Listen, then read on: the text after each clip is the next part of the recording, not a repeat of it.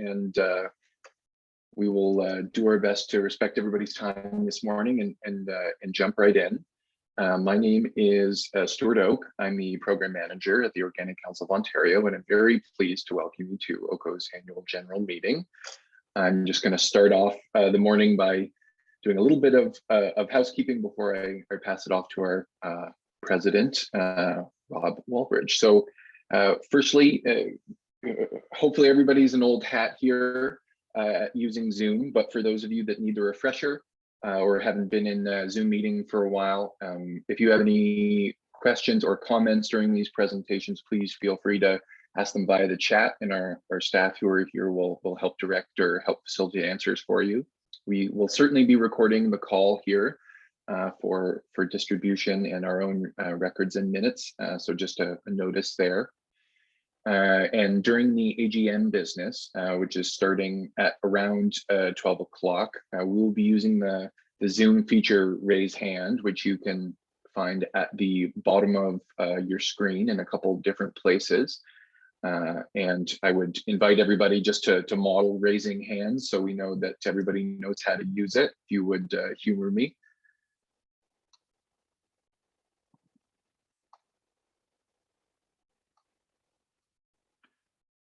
Great, see lots of hands. If anyone's having difficulty with their raise hand feature or locating where that is, direct your questions into the chat, which you can find at the bottom of your screen under more or in the toolbar there. And so we'll be using that raise hand feature to register and record votes against motions on the floor that come up during that AGM business piece. We would ask that everybody please rename themselves with the name or business which is associated with your OCO membership. This is done to confirm that you have a membership which is in good standing, which will let us know that you have the ability to vote validly. And so once you've renamed yourself, you'll notice that our staff are going into the Zoom menu and we're renaming everybody and putting an M beside your name, which will indicate for us that you're eligible to vote after we've confirmed your membership. So we ask that once you see that M appear in your name, please don't remove that. It's not a mistake. We are doing it intentionally. And finally, members who happen to be joining by telephone, you can certainly still vote during the AGM, but we do need to confirm your name and membership with staff beforehand, and so you can reach out via telephone to 519-827-1221 extension 104. That's 519-827-1221 extension 104.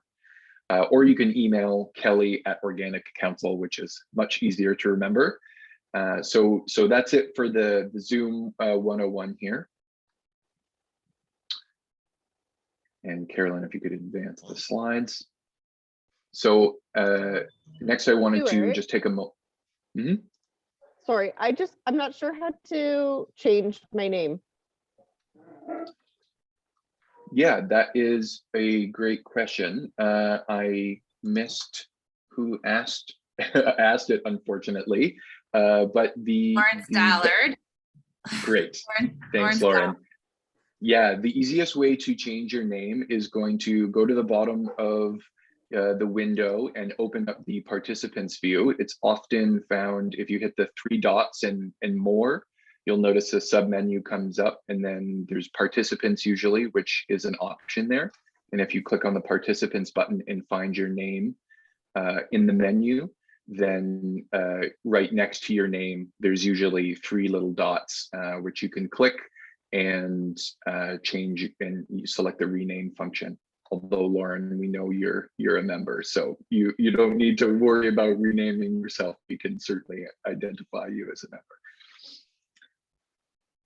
Okay, thanks, Carolyn. So next up, I want to just take a moment to make a land acknowledgement. The sacred land where the Organic Council of Ontario resides is situated upon the traditional territories of the Wendat, the Haudenosaunee, the Anishinaabeg, and the Mississaugas of the Credit.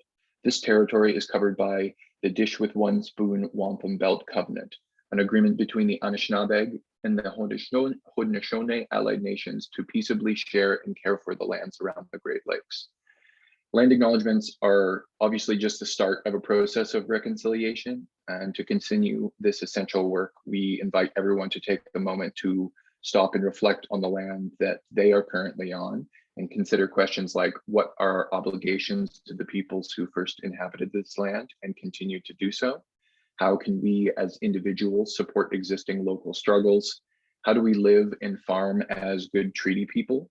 And we encourage you to learn the history of the land you are on if you're not familiar with it, as well as the relationship with the people who are a part of that land by visiting whose land and nativeland.ca. Both links we've put on the slide in front of you there as a way to learn more. So with that done, I would like to pass the speaking baton over to OCO's outgoing president, Rob Wallbridge. Rob, take it away. Okay. Thanks, Stuart. And welcome, everyone. Thanks for joining us today. It's great to see so many people from across the province and representing so many different aspects of the organic community here today. One of the advantages of these virtual meetings is the accessibility, the ability for people to join without needing to invest in traveling away from their home or work. But that comes with a trade-off of, often reduced opportunities for kind of that casual hallway conversation, like Norm likes to call it, and engagement. So we're hoping to address that today with some polls and breakout sessions. So I really encourage everyone to use those features as well as the chat function to get to know each other, interact with each other throughout the morning. Despite the challenges of the last year, our sector and our organization continues to grow and mature. We've got lots of exciting and interesting news to share today. So let's jump into it. I'll take care of a few business items first, and then we'll start the presentations.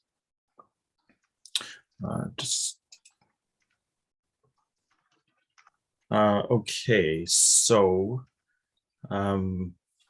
let's run through the agenda here. I will describe the election process here shortly, and then we'll get into, like I mentioned, our presentations of the Ontario Market Report, a State of Organics report from TIA.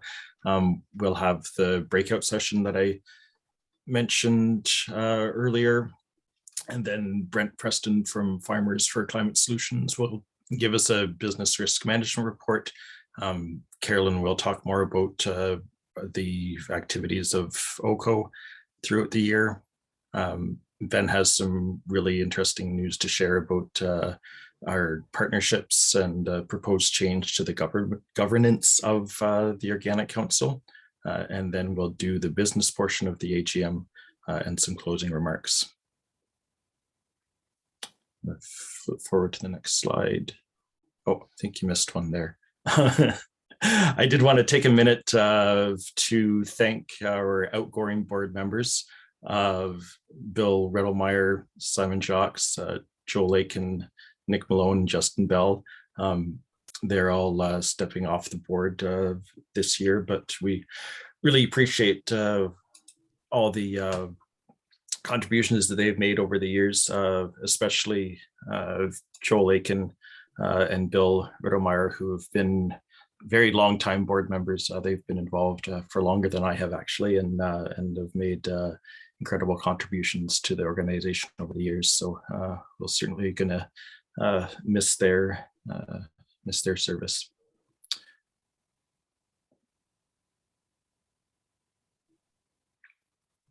So this is our current board structure.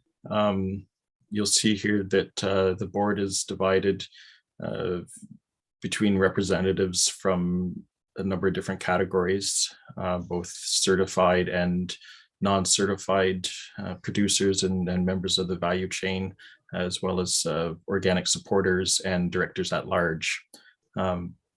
So you'll see there in the middle column, the current board members. The ones that are in bold are the members that whose election were elected or re-elected last year, and so there's will continue on the board for another year. And then we have a number of members that are up for election again and have agreed to stand again. So that's in the second column there from the left. So again, thanks to Ben and Ruth and Krysten and David for offering to continue their terms on the board. And then that last column shows the number of open seats that are available for our election.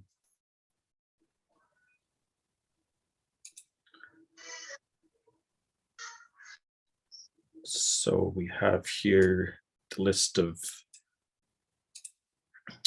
new nominees. So we have Amanda Peer from the Andersons Canada, running for the Value Chain Certified position. We have Nicole North from Grobark, running in the Value Chain Uncertified category. Dave Lockman from Seeds Canada, or better known as CSI, or the Center for Systems Integration.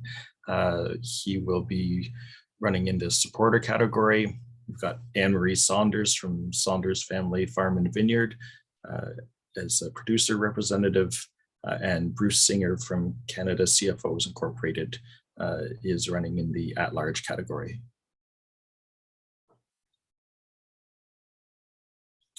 So most of you, or all of you, should have received voting information by email previously.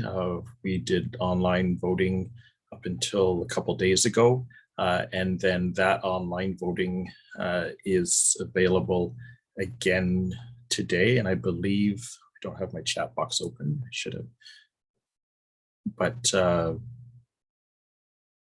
we are, if you still need to vote, the voting link is going to be in the chat box here shortly. And just a reminder that only members in good standing can vote. Everyone can vote for the directors at large seats. And yeah, if you have any questions about that, please send a message to Ali Lockhart in the chat box. And thanks, Kelly, for throwing up that voting link.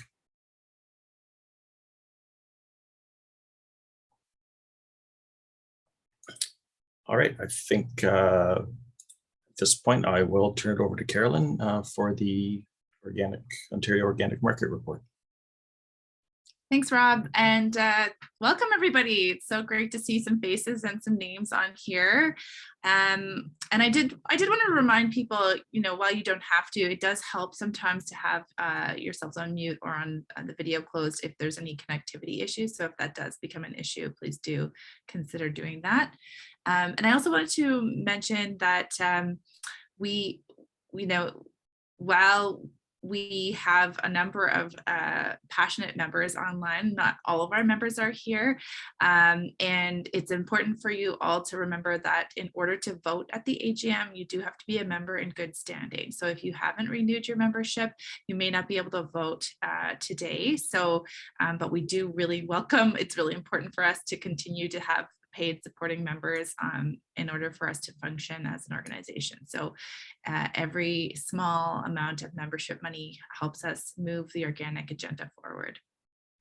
So without further ado, I want to take a little bit of time to go through some of the findings that in partnership with the Canada Organic Trade Association, so CODA and Tia, who's here online, every year put together or contract some pretty major firms to do some important research, market research for the organic sector in Canada. So 360 Legere and Nielsen is some of the firms that are used to access some of this data. So in partnership with CODA, OCO was able to pay for a provincial version of the market report this year to get an eye on what are the trends in Ontario compared to nationally and compared to other provinces. And thank you so much to Ali and Mira, who helped, the staff who helped put this together. They're working on our data portal, which we'll talk about later as well.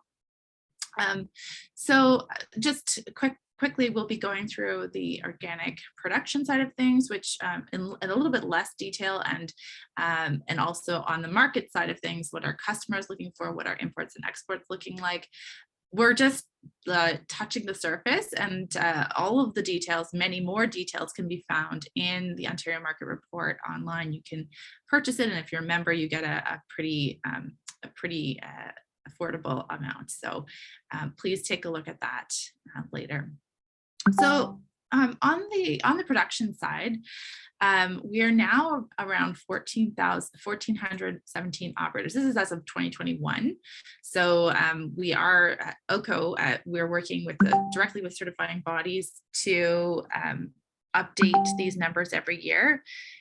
So as many of you know, the OCO's membership is based on the certified operators in the province are considered basic members of OCO without having to pay. So that allows them to access certain services and functions, the data, for example, without having to pay, because we believe that they've already sort of committed to the organic sector in certifying. However, as I mentioned, all of those basic members are also entitled to further services by updating their membership to supporting and paying a fee, an annual fee, and that really supports our work.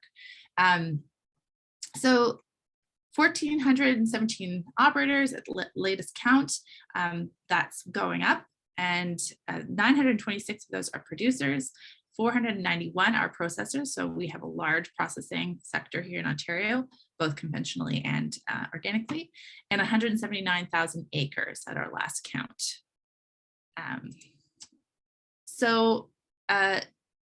If you look at the trends in operators, there was a bit of a dip in 2019, 2020.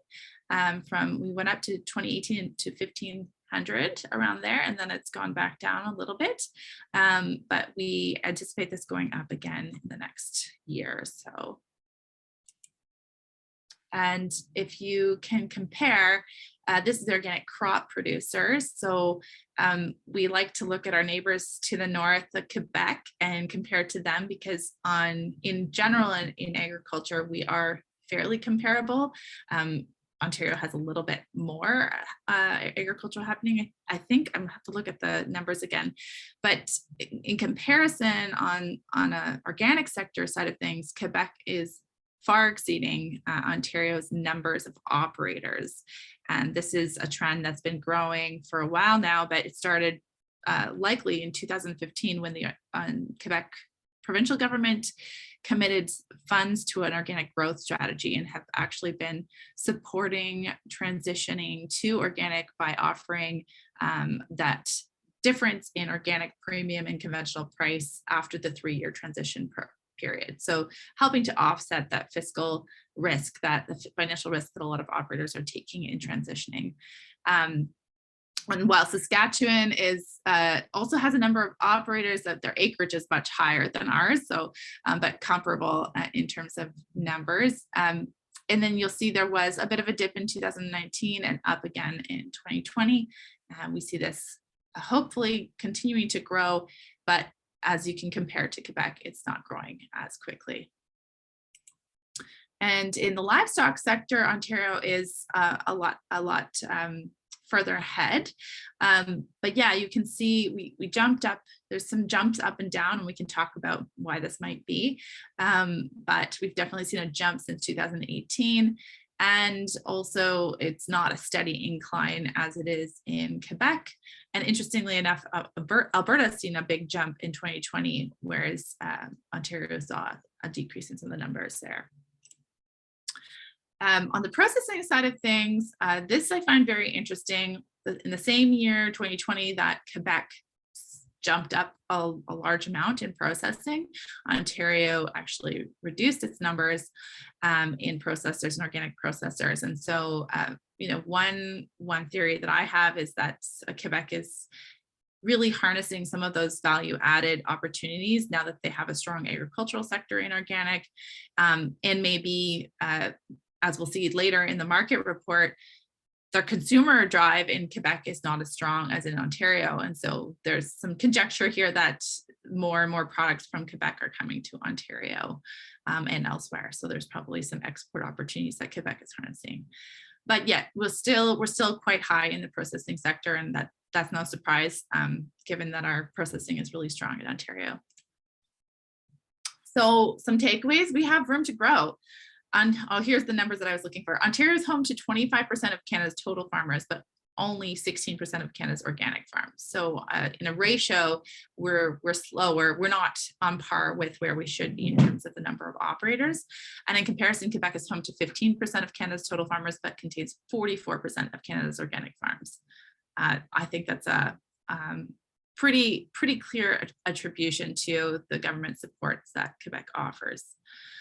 Ontario accounts for only 4.5% of all organic acres in Canada, despite having the largest consumer market. And in comparison, Quebec accounts for 14.225% of all organic acres.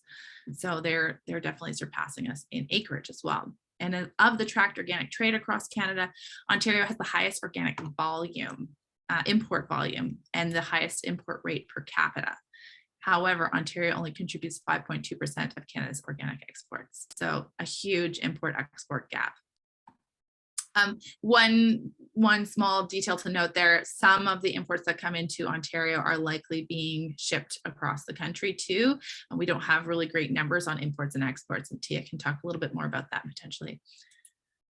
So when you look at the trade deficit of 2017 to 2019, you know, it's very large, and we're, you know, compared to the net trade in other provinces, we are definitely in the negative. In fact, we're the most in the negative of all the provinces. So what do we learn about the market in this market report? And I'm just whizzing through this, and the hope is that there'll be some time for questions. So feel free to, but we're going to do a couple of polls too here. Jamie, are you ready to do polls? Just let me know. Oops, yep, sorry. I can launch the polls now. Okay, great. Well, they're not quite ready yet, but Okay. here's where you'll find our market report on our website. Please take a look. There's also a 2-pager that gives you a couple of stats there. And so tell about Ontario organic consumers. Who buys organic in Ontario?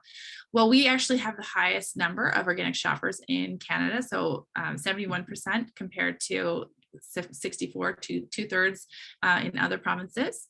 And we also have, so if you look at this chart over here, Ontario's going up in terms of consumption. So are the Atlantic provinces, but in other provinces like Quebec, it's actually kind of, there was a big jump, and in 2016, 2017, from 2017 to 2020, there hasn't been much growth. So there's growth in Ontario, Atlantic Canada, and the rest of the provinces are not quite as steep of a growth curve. And the broadening, so there are some former market reports that talk a little bit about this. The demographics of the consumers in Ontario and nationally is quite spread across income levels, across ethno-racial groups, across gender. But we do know, for example, that millennials are big purchasers of organic. Gender is a major factor. New parents, income level, and education have an impact for sure. So how much do they buy? Ontario has a higher than average proportion of heavy buyers. Heavy buyers means 25% and up. So it's not like 90% of their produce is organic, but still it's a fairly large chunk of their grocery budget. And you can see there's a pretty big difference between all of Canada and Ontario. So Ontarians spend 24% of their food budget on organic. This is the highest of any region, and 15% was purchased of organic products in 2021 than in 2020 than in 2019, or I think this is 2021 to 2020. So the pandemic hasn't had a major impact on organic purchasing in Ontario. And you can look here at the changes since 2017 in the mean percentage of weekly food budget spent on organic groceries. And Ontario has jumped up since 2017. Atlantic Canada also seeing some growth, and BC. So, but whereas in Alberta and Saskatchewan's also seeing some growth, Alberta and Quebec, there's sort of up and down going down there. So what are the products? Oh wait, let's go back here. I think which one is our first poll? We'll have a poll in a second. So which are the products that Ontario consumers buy? Fruit and vegetables, not a huge surprise there. They're the top organic food category, and 97% of organic shoppers in Ontario buy organic fruit and vegetables. So, you know, we know that this is a big area, a big category, and it's also a big growth area, still growing. So 24% of organic shoppers in Ontario purchased more in 2020 than in 2019. And where are Ontario shoppers shopping? This one I found a bit interesting because I had expected direct from farmers to be a big category for Ontario, but compared to nationally, it is lower. And we seem to have more online retailers in Ontario than in other provinces. And this might have to do with the fact that we have such a large market in a dense area where there's more need for sort of intermediaries between farmers and consumers, so just more in online infrastructure in general, because there's more market. But also there was a question that this raised for me, which is maybe we have a lower number of direct to consumer producers going direct to consumer who are certified. Maybe there are fewer who are uncertified, more who are uncertified, who are selling directly to farmers. That is an issue. We know in Ontario that there's no certification required. So that might be affecting that trend too. So here's our first audience poll. What do you think are the motivations and barriers for customers in Ontario to purchase organic products? Take a minute and read through and choose which ones you think are the main motivations. Is everybody seeing the poll?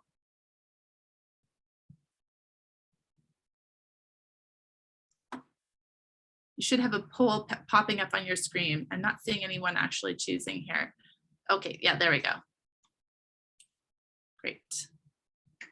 So I'll just wait for people to participate.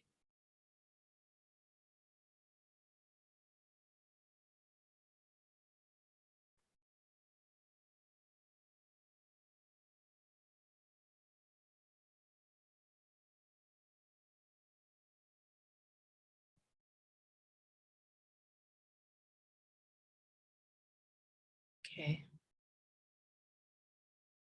We hit 50%. I'm going to end it here. So, okay. Looks like, oh, we've got quite a few more there. All right.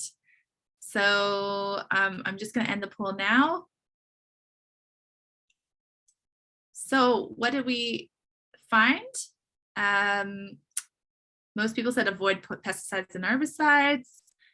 Second in line was avoid processed and artificial ingredients, avoid genetically modified foods. And that those were the top reasons there. So what did the market report find? I'll share these results. Okay, stop. The market report found that in Ontario, avoiding processed or artificial ingredients was the highest motivator. Avoiding pesticides and other chemicals, a number second, and supporting environmental health as being the third. So GMOs actually didn't come into the top three. Top barriers, obviously cost, but way lower on the list was local food is as good or better. So I think that that's a pretty good indicator that organic still has a place in the local food sector. Organic sales in Ontario continue to grow. This is a chart that at first I said to Ali, I was like, I'm not sure this makes any sense. Why are we even sharing this? Why is that useful to know? But you know, our organic sales are growing, but they're growing in tandem with our population. So while we are, you know, large organic consumers in Ontario, it makes sense given our population.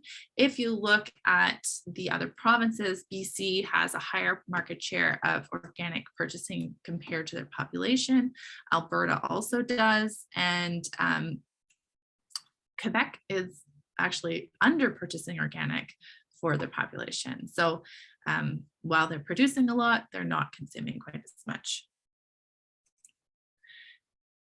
And organic sales are also growing, especially in the prepackaged grocery products, which I think makes a lot of sense given that it took a while for us to establish on the organic sector to establish the sort of even just a regular supply of raw product. And now there's a lot of busy moms purchasing organics, and they're looking for prepackaged foods, grocery products, and fresh vegetables continues to be a big growth area. And then in terms of market share, total tracked organic products, it's been a jump, 31% increase since 2017 in Ontario. Some of the bigger growth areas are in fresh vegetables, including prepackaged salads and greens. And of the fruit and vegetables category, the top performer is fresh fruit. I also wonder here, how much of this is berries from California. Like, I don't know that we can actually differentiate what's being sold that's imported versus grown here. So that's an interesting note to note. Milk obviously does come from Ontario, milk and eggs, but milk is the top performer in dairy and eggs. So that's a good sign. Baby food, fresh meat, poultry, and seafood. Poultry is another supply managed good, so that's definitely coming back into the Ontario economy. And then coffee, roast, and ground. Interestingly enough, we'll look at this later, but it looks like we do a lot of roasting in Canada, so that's not necessarily a bad thing for us. Top performers in sales by sales growth, juices and drinks, fruit, frozen fruit. So that's an area of processing that we can probably take advantage of. Coffee, roast and ground, tea, cooking oils, and salty snacks. We like salty snacks here in Ontario, apparently. I think in Quebec, there's more plant-based dairy products on the market. So here's another poll. What do you think are the top organic imports to Ontario?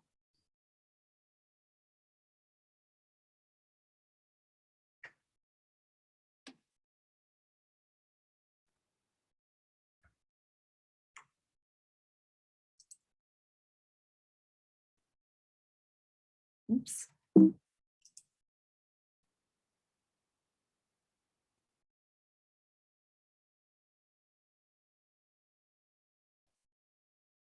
Okay, so people overall thought that, well, I'm going to end this quickly here. Unroasted coffee, bananas, and olive oil would be the top. Blueberries, bananas, and strawberries. Spinach, strawberries, and lettuce came third, and roasted coffee came fourth. So, so interestingly enough, the category that is the top imports into Ontario are spinach, strawberries, and lettuce. So that's going back to that fresh fruit category. And the top imports to Canada, interestingly enough, are unroasted coffee, bananas, and olive oil. So that's a really interesting juxtaposition, I think. But as we're mentioning, the import rate per capita is very high in Ontario. This could be because we have a large population here, but also because imports might be entering through Ontario. One more poll. So what do you think are the top organic exports from Ontario?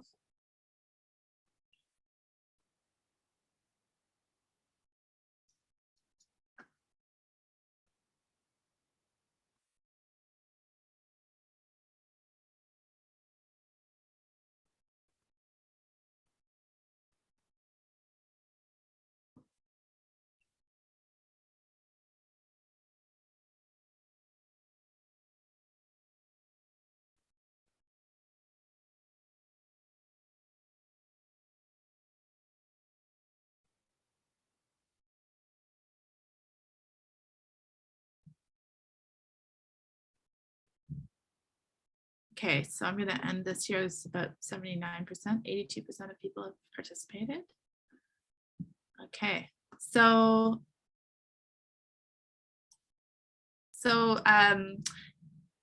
people thought maple syrup, soybeans, and greenhouse tomatoes was the top set of exported goods. Soybeans, roasted coffee and corn, maple syrup, roasted coffee and greenhouse tomatoes, roasted coffee, red spring wheat, and corn were all sort of tied. So what did the report say?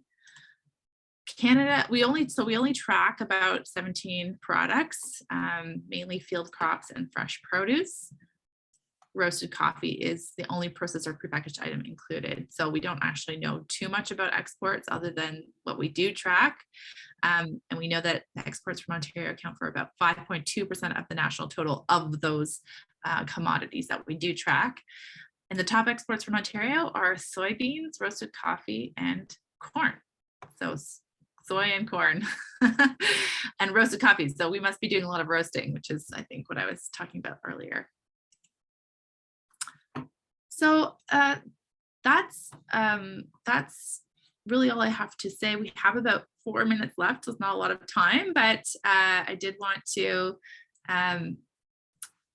there was a couple of comments in the chat here I wanted to bring up. If there are any questions that I myself can answer or anyone else can answer, I'm sure Tia would have something to say here too.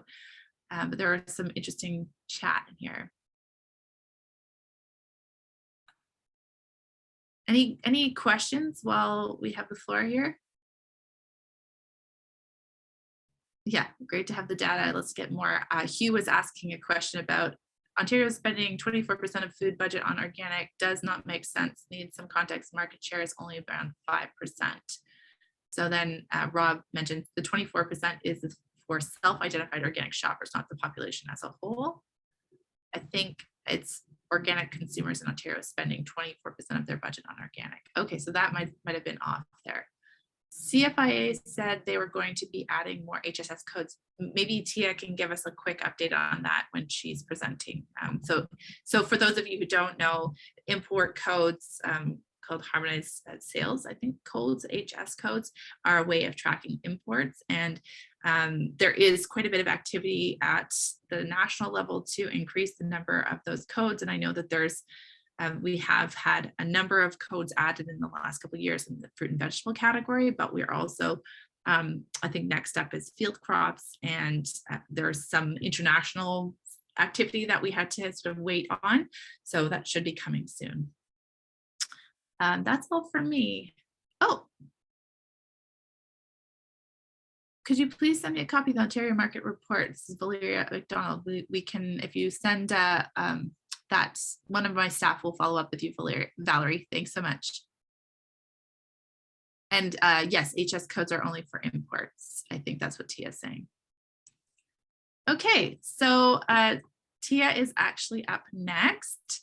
So I'm not going to spend very much time introducing her. She can join in, but I'm going to stop sharing my screen and allow Tia to share her screen. Hi there. Why don't I clarify that last question regarding HS codes? No more HS codes are being created. There's it's an antiquated system, apparently, the HS code system, and Canada's going to get a brand new system for tracking imports and exports, which is a long-term project. But what Hugh was referring to is the automatic import registry system is getting a whole bunch of new OGD codes, which are other goods data, I believe. And so that is going to give us data for origins on imports. It's not giving us good quality data on volumes and values, which doesn't help us much, is all I can say so far. But the upside of those new OGD codes is that all organics will be tracked as organic, and that the organic certificates will have to be uploaded into that AIRS system, the automatic import registry system. So just to clarify that. Now let's make sure I can share my screen. Do I have that right? I do. Great. So I'll just go in slideshow mode. So for those of you that don't know me, I'm Tia Loftsgard. I'm the Executive Director of the Canada Organic Trade Association based in Ottawa. And I have been asked to speak about an annual report that we've been doing. We didn't do it the year of COVID. Well, the 2 years of COVID now, but we skipped a year. We started doing this performance report in 2017. And essentially, it's a report for us to look at benchmark data on all of the provinces and nationally, the federal government, and to see is the needle moving forward, or are we falling backwards in regards to our tracking of support for organic. So we have spent about 6 months to come up with this wonderful digital report, which is available on this link, and I will add it into the chat just after I finish presenting. You can go and download it for free. It's super comprehensive, and just to give thanks where thanks is due, we contracted Kelly Monahan, who many of you know, and is unable to be with us today. And she worked with all of the provincial organic associations, and her and I worked together on the federal piece. So it's a very comprehensive report that really narrows in on 4 major areas that we've been evaluating since 2017, which is regulation and enforcement, production supports, market supports, and then data collection. And after not doing this report for a couple of years, we decided that there's 2 other areas that were maybe interesting to go a little deeper on. So we included crop insurance evaluation in each province. And then we also asked how many full-time equivalent staff are working at the provincial government or federal government level on organic, just to get a sense of where things are at. So just to kind of go over the methodology of the report. So when I start showing you charts, you understand. When we first started talking about doing this report, we didn't want it to appear to be a report card. We really want it to be a benchmarking system. So what we did was we developed a star system. Behind all the stars are the real numbers, which we're not revealing to the public. But essentially, 1 star is not doing so great, 10 is better, and you get a 5-star. But I think it's been a very successful method in order for us to really try to compare each region across the country as well as our federal program. And the big change from this year versus the 2017, 2018, 2019 report is that we asked the provinces to not talk about how organic is accessing programs that regular farmers or conventional non-organic farmers are using. What are the specific programs that are very much tailored to organic and organics needs? So that's a bit of a distinction from prior reports. And then we also created this little graph where we essentially asked, are the needs of the provincial associations and the sector sufficiently covered by the provincial associations? So that's where the little grid comes in, and there's an indicator of less than 1 full-time equivalent, 1 or more than 1. And we didn't go into more detail than that in the public foray. So the big takeaway is that not much has changed. Quebec is leading the way as usual, and we have lots of things to be working on in Ontario. And we know this, we've known this since 2017, but what we're hoping is to do this report, use it as a lobby tool, get all the data, round it up, and really show that we've got a patchwork approach to organic across this country. And from that, we've got key highlights and recommendations that we work on with our federal lobbying, as well as for OCO to be able to use to raise awareness about why you need a provincial regulation. The sad thing a little bit is that nothing's changed. There's only 2 big changes that have happened since 2017, and 2 new provinces have adopted regulations, which is BC and Alberta. So as we go through the report, and I'll give you sort of the national scope, then I'll delve into where Ontario is landed, and then our recommendations for us to improve the state of organics in Canada. This is sort of how we'll focus the rest of the session. So digging in on the regulations and enforcement, you can see in our national map, the provinces are all covered, and the bottom chart is the federal score. And so just to highlight that there are gaps, of course, where we've got some provinces with bright red, like in Quebec, where there's a great program, and BC is doing pretty good, and Manitoba and Alberta, but that we do have large regions of production, such as Ontario and Saskatchewan, that do not have a regulation at all. So this is one of our main points that we've been really trying to help and support OCO with your bill and moving that forward in any way we can. So let's keep working on that. Let me see if I can get to the next slide. There we go. Production supports. Again, Quebec leads the way, but it is interesting. Saskatchewan has some interesting support systems, but most of the country does not have extension services, do not have the ability to offer transition support or science and research or new young farmer support. So this is an area where we kind of delve in when it comes to look at what happened in Quebec when they put together their agri-food statement.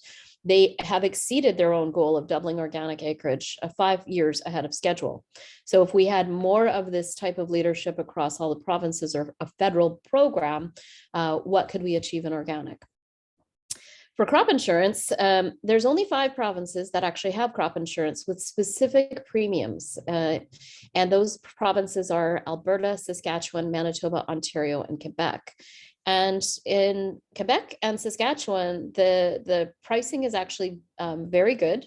And we know, of course, in Ontario that there is Agricorp programming for certain crops, which are listed on the screen there. But just to highlight that the pricing that they're using isn't necessarily potentially the best. So that's a project that needs to be worked on so that there is better pricing data available and that people are compensated as they should for the organic premium. And then we did the national survey back in February or March of 2020, or was it 2021 years these days? And what we asked on the national survey that we partnered with COG and OFC on was that half of organic farmers don't use crop insurance. A third of them say the reason is because it's not cost effective for them, and an eighth of them say that the program's restricted and they basically don't qualify because of the criteria in their province. So lots of work for us to work on this crop insurance conundrum. And to just go into market supports, again, we got Quebec and BC that are very strong. And in Quebec, and I'm thinking of your comment, Carolyn, about wanting to monitor whether there's potentially more Quebec products coming into Ontario. Group Export actually tracks products being sold to other provinces. So not just their export sales, but they consider it leaving Quebec as an export. So I can introduce you to somebody if you want to follow up and find if we could get provincial data where it's going across Canada. But just to highlight that Group Export is an amazing program. They've got tons of funding and they support people, to go to trade shows and do all sorts of market development. British Columbia is also pretty good, and they've got their organic regulations. Many years ago, when they put together their regulation, CODA worked with them on a consumer campaign. So pretty good on supporting. And Prince Edward Island, actually, even though they don't have a regulation, they've got an organic industry development program. And then Manitoba is not bad, but I would say Saskatchewan really in the prairies is the leader. They've got the Saskatchewan Trade and Export Partnership, which is funded primarily by the province. And they're considered a not-for-profit, but they kind of just run the entire export strategy for Saskatchewan. Moving on to data collection, which is the bane of my existence. As you all know, I've been working with, when we had the Organic Value Chain Roundtable, I was leading the charge on trying to get more data.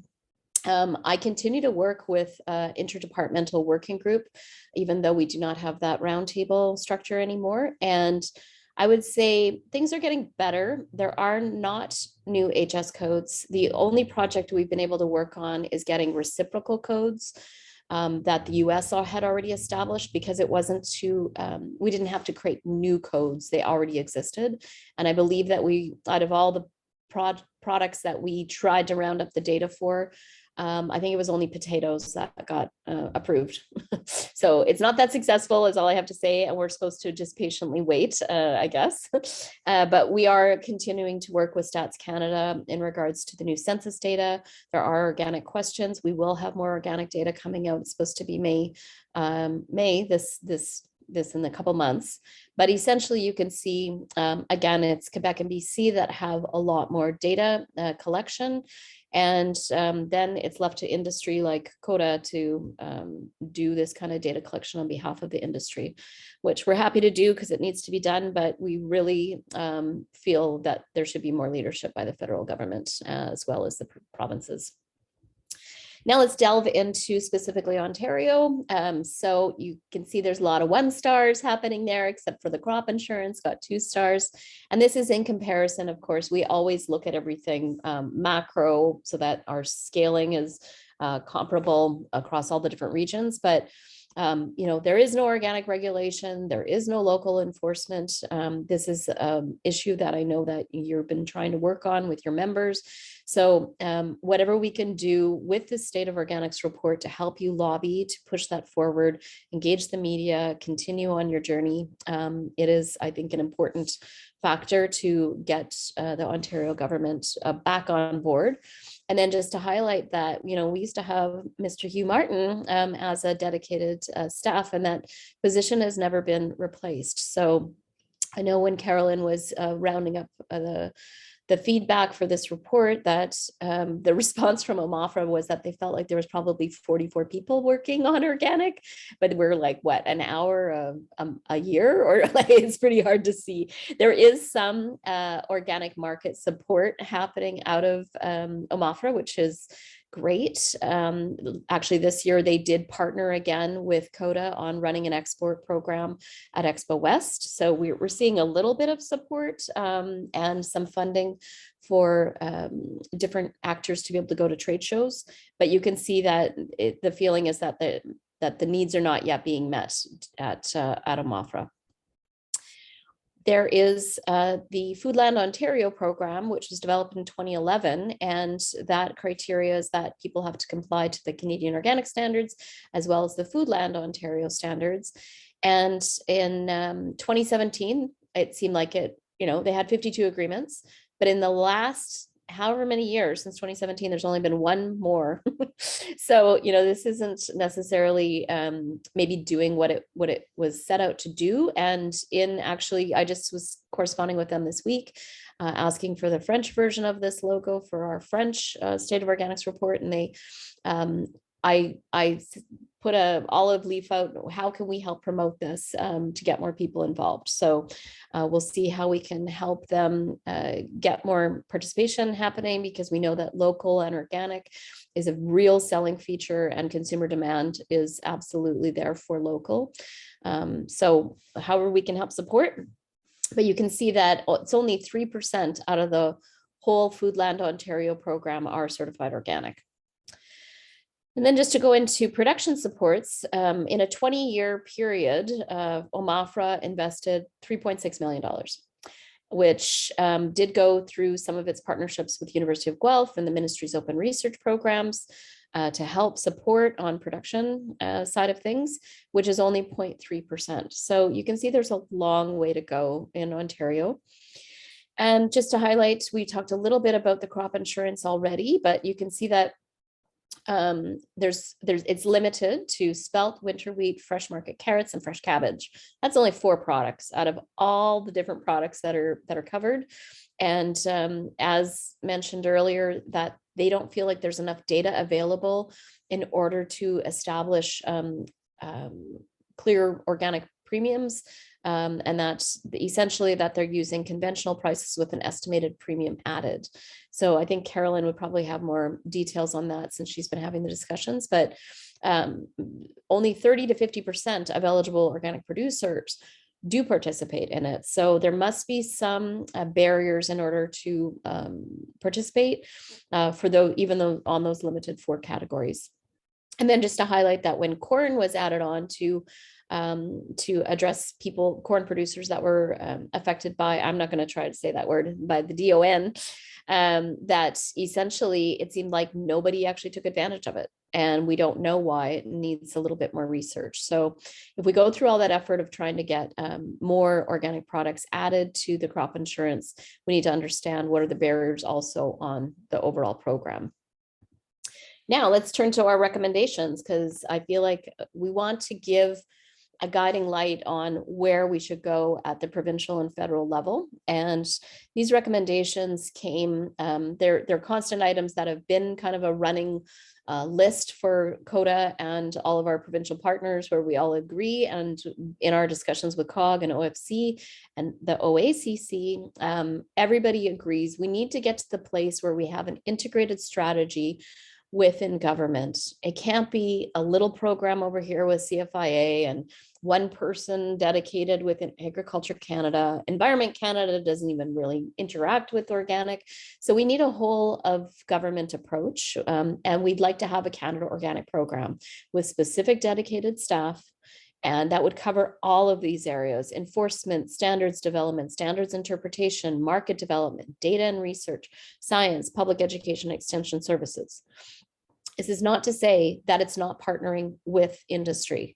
Obviously, there's a role for industry to play in all of these things, such as standards development and standards interpretation, but it needs a budget. We need staff that are concentrated on it, and we need people to understand what is organic within federal government. And the other key part of that Canada Organic program is that at minimum, it should be enforced within each province and territory that all actors have to, at minimum, comply to the Canada Organic standards to level the playing field and eliminate all these existing loopholes that we know exist in Ontario and Saskatchewan. And when it comes to the recommendations, just to delve a little bit further on that organic standards development, it needs to be fully funded, and we need to be able to update things if we discover that there's an issue. More than every 5 years, which is the mandatory. And we also should be able to include other products out of scope. If we've got a whole of government approach, we need to find a way that we can actually include cosmetics and body care and pet food and all the other areas out of scope, which is, I know, what your Ontario reg is trying to address somewhat. The organic data piece, we are lobbying to have an organic integrity database. And interestingly, my recent conversations on this topic is that Agriculture Canada is interested in leading on having a database, and that they would have an MOU with StatsCan and CFIA for them to use internally. Only internally, and most of this is because of privacy issues. They've discovered in our continued conversations that there is limitations on what they can publish and under whose scope. So that's something that's just starting to be discussed. We have some meetings coming up where we're going to look at what the business needs are from their sides internally. And because CODA actually is going to be launching our own directory, we are just in the beta phase right now. We're looking at whether we could do a private-public partnership so that we could do the public-facing side of a national database. So to be continued. I know we've been talking about this for a really long time. And then we want to improve and expand those harmonized sales code data. So at the point in time when they're ready with their new system, then we want to go and make sure that we've got HS code data, because the new codes that are coming in through errors are very limited on what they can achieve for us. Also, we want to make sure that that certificates are going to be uploaded. It was promised back in 2019 that the certificates would be mandatory to be uploaded, and then delays because of COVID, delays because of industry pushback. It has been delayed, but they say by the end of 2022, once all the OGD codes are created, that they're going to make it mandatory. So what that will do is give CFIA real-time information at their fingertips to look at whether products are coming in with the correct documentation, particularly around equivalencies, to monitor whether hydroponics is coming in or other non-compliant product. So improved data collection, of course, by Stats Canada is something that we've been trying to get. We'll see what comes out of the 2022 data that's about to get published in May. But we of course, should have the same data that everybody else in agriculture has. So that's our goal. And I'll try to be a little quicker and wrap up here, is to establish a national organic transition program. For any of you that are new to this sector, please know that CODA has been running a program for the last 3 years where we're trying to model it and show the federal government it's not that expensive. There's not that many new certified producers that are coming into the system on an annual basis. So our $1,000 subsidy that we've privately funded through 2 sponsors is really our testing ground to show them it's not that hard. And that we want them to allocate funding to a program like that and actually assist producers to be able to not take on all the costs themselves. Also, we're asking for them to invest in improvements on technical assistance, risk management programs that are suitable for organic, access to land, credit and capital, processing and distribution infrastructure, and market development. And, there's a lot in there, but essentially these are some of the barriers that all were listed in that organic industry survey that we did, is that it's barriers to the development of organic in Canada. And that we also, if there are grants available, sometimes those grants are not accessible because of the matching. So we're making a recommendation that they reduce or waive the industry contributions so that more organic actors can actually access the federal funding or the provincial funding that exists. And one of the last items of our recommendations is to look at the risk management tools and to go into a little bit more detail there. So we've talked about crop insurance, that we want full value of organic crops and better coverage across the country and better product inclusion, and to eliminate policies that penalize farms when they're transitioning to organic. We want an organic certificate cost share program to reimburse farmers for their certification fees. We want to provide tax credits to landowners offering long-term leases to organic farmers. When you're making a long-term commitment on treating the land a certain way, it's terrible when a landowner all of a sudden pulls the land out and you no longer have your lease. So we're trying to incentivize landowners to allow organic farmers to be there for the long term and be benefited through a tax credit. And then, because there's more labor happening within organic, that we need to look at the unique needs of workforce safety, availability, and training for any staff or laborers working on farms or within production facilities, manufacturing. And then, of course, the organic inspector community, we're concerned about where's the longevity of the system if we don't make sure that there's a good program for continued human capital and training in the organic inspector and certification community. And CODA actually right now is working with CFIA on a grant that would look to actually help fund more training for the certification body. And how can we work together? We're modeling it off of a program that's in place in the United States. But that's our hope, is that we take a whole of government approach and that this is a consideration. And lastly, market development. We need to develop an organic processing and not just be a raw product producer. And we're a big country. We need more distribution capacity for organic across the country. We'd like to see the government actually put procurement programs in place for organic and actually make sure that on any kind of vulnerable populations or nutrition programs that they're sourcing organic, that they're not feeding them products that are got pesticide, particularly to young populations. And of course, to increase the international market development funding to 1.5 million annually. CODA does receive around 300,000 to 400,000 annually, and that is not sufficient to meet the needs of people's market development for the entire country. And then, of course, that we need to facilitate market connections between farmers and buyers. And I would say that is one area that the Trade Commission Service does really good work for us, and working together with on the market side and really helping us to find new export markets for producers.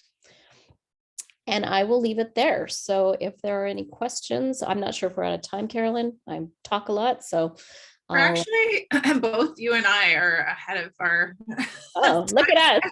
Well, I'm so used to going over. I know, same here. So yeah, we have time for questions, and then our next agenda item is actually to have some breakout sessions. So maybe we could even take you to a breakout session if you're willing to stay on a little bit longer, and you can ask more questions there. But we're definitely good for time. We might actually we can open up to questions now. If there aren't many questions, we can go to the breakout rooms ahead of time, and then we might come back a bit early to do some activity reports before Brent is with us. Any other questions for Tia? Tia, there was there was some discussion in the chat around the data coming out of Quebec, and I guess first of all, if there's any granularity there in terms of whether we're seeing new operators enter agriculture and organic specifically, or whether the growth is in transitioning operators, or whether it's existing operations expanding acreage. I mean, it's all of the above in Quebec. Like, it's just there's lots of people who are expanding. There's definitely new operators coming in to Quebec. But I don't have all the numbers right at my fingertips. But I remember when we were looking at it, it was just like, man, they're just exploding, The Quebec section was written by UPIA in Quebec. So yeah, I mean, their program is just very much incentivizing. And when we created our transition program at CODA, we took basically exactly what Quebec's offering in order to try and make sure that it was sort of exactly the same, because it seems so successful. Yeah. So for context there, the UPA is the Union Productive Agricole. So basically the equivalent of our general farm organizations like the Ontario Federation of Agriculture or the Christian farmers or national farmers. Yeah. So the other aspect there that came up was the influence of maple production, and whether that, we know that that's a really significant part of the organic sector in Quebec, and to what extent is that kind of skewing the numbers? That's a very good question. We don't do a whole breakout unless we're commissioned to do a breakout of producers by product type, because it is a nightmare to go through all that data. We did it for COG on a contract, and it took weeks and weeks and weeks to tell them how many carrot operators were. So I can't give you that data top of my mind, because we've not done that analysis. Yeah. I think, Joel, you had brought that up and had a couple comments there. Do you want to do you have anything to add on that? Yeah, I just know in terms of internally numbers that there is a significant portion of the growth in terms of operator numbers on our side that is in that maple category, and the acreages on the maple side as well, because it's almost a wild harvest type setup. It is large acreages that are involved. So, and yeah, on our numbers, I know that the significant growth market is in the maple in the last 2 years, at least in Quebec. Not that we're seeing like there is certainly growth across the sector, and more growth there than I'm seeing here in Ontario. But yeah, a big chunk of it is maple. Mm-hmm. Yeah, and just a quick comment on that. We previously, when it came to the acreage report that CODA puts out on an annual basis, we included maple in the acreage. And then after some discussions with Quebec, we provide both with maple and without maple now, because it really skews the numbers. But we don't do it on the operator side. And well, in the numbers that we were presenting, there was still a number of operators is growing really strongly. That's kind of a different signifier than acreage. True. Yeah, exactly.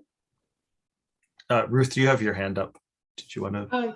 Yes, thank you. And TS, very, very grateful for all of the data that you've been able to collect. I've been thinking I find it really evident about what people don't know, and so an idea would be some of the recommendations you put forward. It would be really interesting where they exist in other jurisdictions.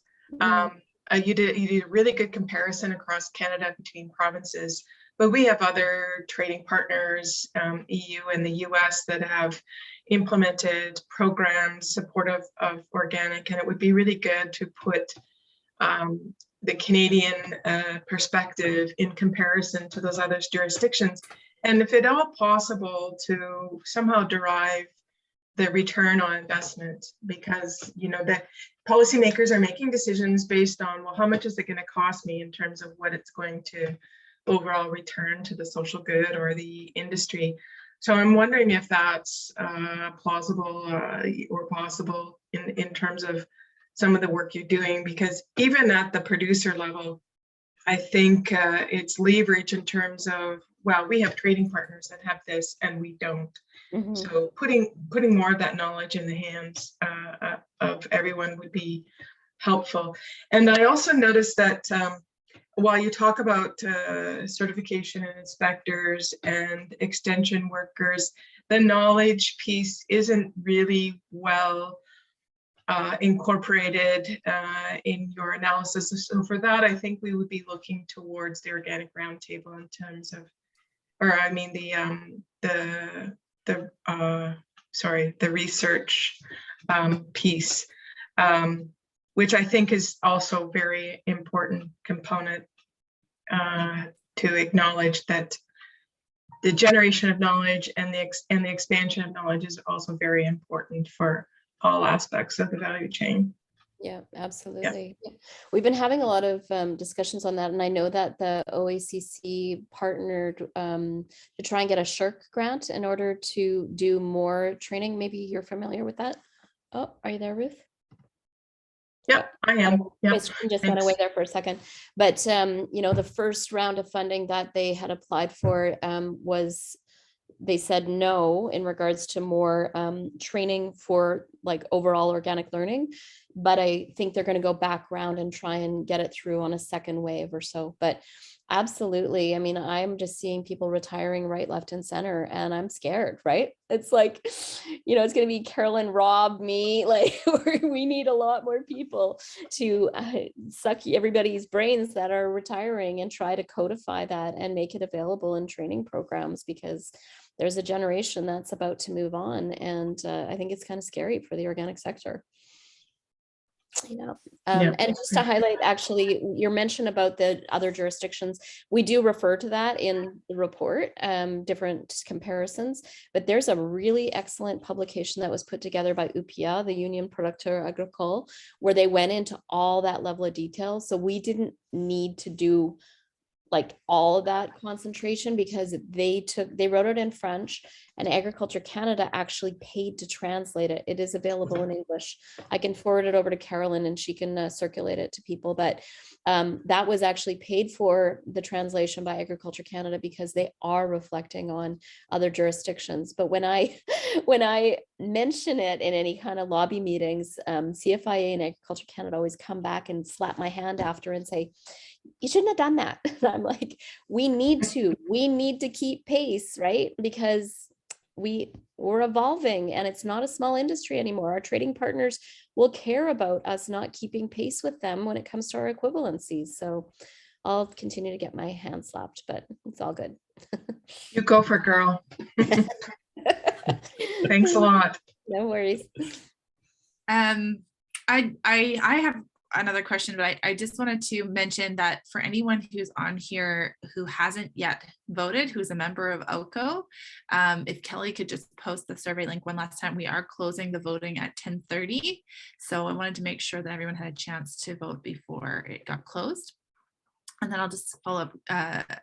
So Tia, maybe you can just give an update too on the spending. So the Organic Federation of Canada obviously has a vested interest in the ongoing maintenance of the standard and making sure that that happens, and that they manage the Standards Interpretation Committee to some degree, and so a lot of that has in the past been federally funded. Yeah. I know we actually have been working with them on a communication to support the petition that they've been putting forward lately. I wonder if you could speak a little bit more to, what's happening in terms of the funding at the national level. You sort of touched on it, but didn't get into it too much. Yeah. So, I wish Nicole was here from OFC because she runs the Standards Interpretation Committee, but from what I hear, they've got funding up until December, and that's it for the SIC. So here we are again, having to lobby for the standards funding, and it's just so irritating. I know that there was a standing committee presentation done by UPIA this week, actually, where the focus was on sustainable agriculture, and they went and lobbied again.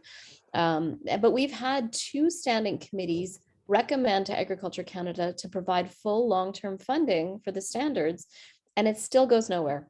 And so, the only thing that I've ever heard about the standards getting funded is, maybe some brilliant idea that if it was mandatory for all the provinces to use that organic standard, it could be a 60-40 split. But right now the feds just don't want to take on the cost of it all by themselves. So we're going to have to figure it out. And, you guys probably saw in the media that COG, OFC, and CODA have been given a grant for us to work together and look at some long-term financing structures for organic. So, but the one thing that we all agree on is that the organic standards should be funded by the federal government. Industry should not have to pay for that. We have to pay for enough things already. So we're working with consultants right now, starting to brainstorm some different funding models, but that should be for all of our other needs, and we'll continue to lobby for full standards funding. But it's exhausting, and it's a big waste of our time. Like, we can't get to the next level of where organic needs to go if we're having to spend weeks, months, continuing to lobby for the next standards review, which needs to happen very soon. Maybe the funding mechanism can pay for lobbying. Maybe.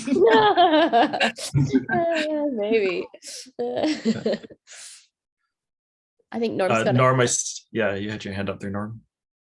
Yeah, I'm the OCO rep to OFC, so I really don't know exactly what's going on. Nicole certainly knows a lot more, but I just get what I get from our email exchanges and from the board meeting. And what I noticed was, for the last 2 years, let's say, in that neighborhood somewhere, they basically cut the funding, and it was scheduled to go down, and they maintained it this year. And we're talking to them and they're listening. And so does that mean that they're being just diplomatic and listening and not dismissing us? Or has there been some change in terms of recognizing the importance of organic? We're working on the Canada Organic Program, and we're trying to get organics not just a brand. The fact that organics is under CFIA, there's a lot of correspondence we get back that says, oh, look after your brand, that's your responsibility. And it's not, it's a production method. And it's a lot of benefits to Canadians that come out of organics. And so we're working on that, and they're listening. And is that going to be soon, or is that going to be a long time? I'm not sure. I would love to get money so that I wouldn't call it lobbying. I would call it information transfer, or collaboration with government, so that they understand what organics is about, and so we understand what their issues are, and so that we can come to an agreement of the best way forward. But the fact that Canada's getting left behind compared to the EU and the US in terms of funding, in terms of development of their standard, in terms of promoting organics, is not acceptable. And we can see that, and maybe the number of people in government who can see that has now moved from 10% to 15%, or 10% to 20%. Talk to the OCO and OFC board members. I'm an eternal optimist, and so that might just be that coming through. But I can imagine that maybe that is happening. So I'm always hopeful. Can I just respond Sorry. or add in one thing there, Rob?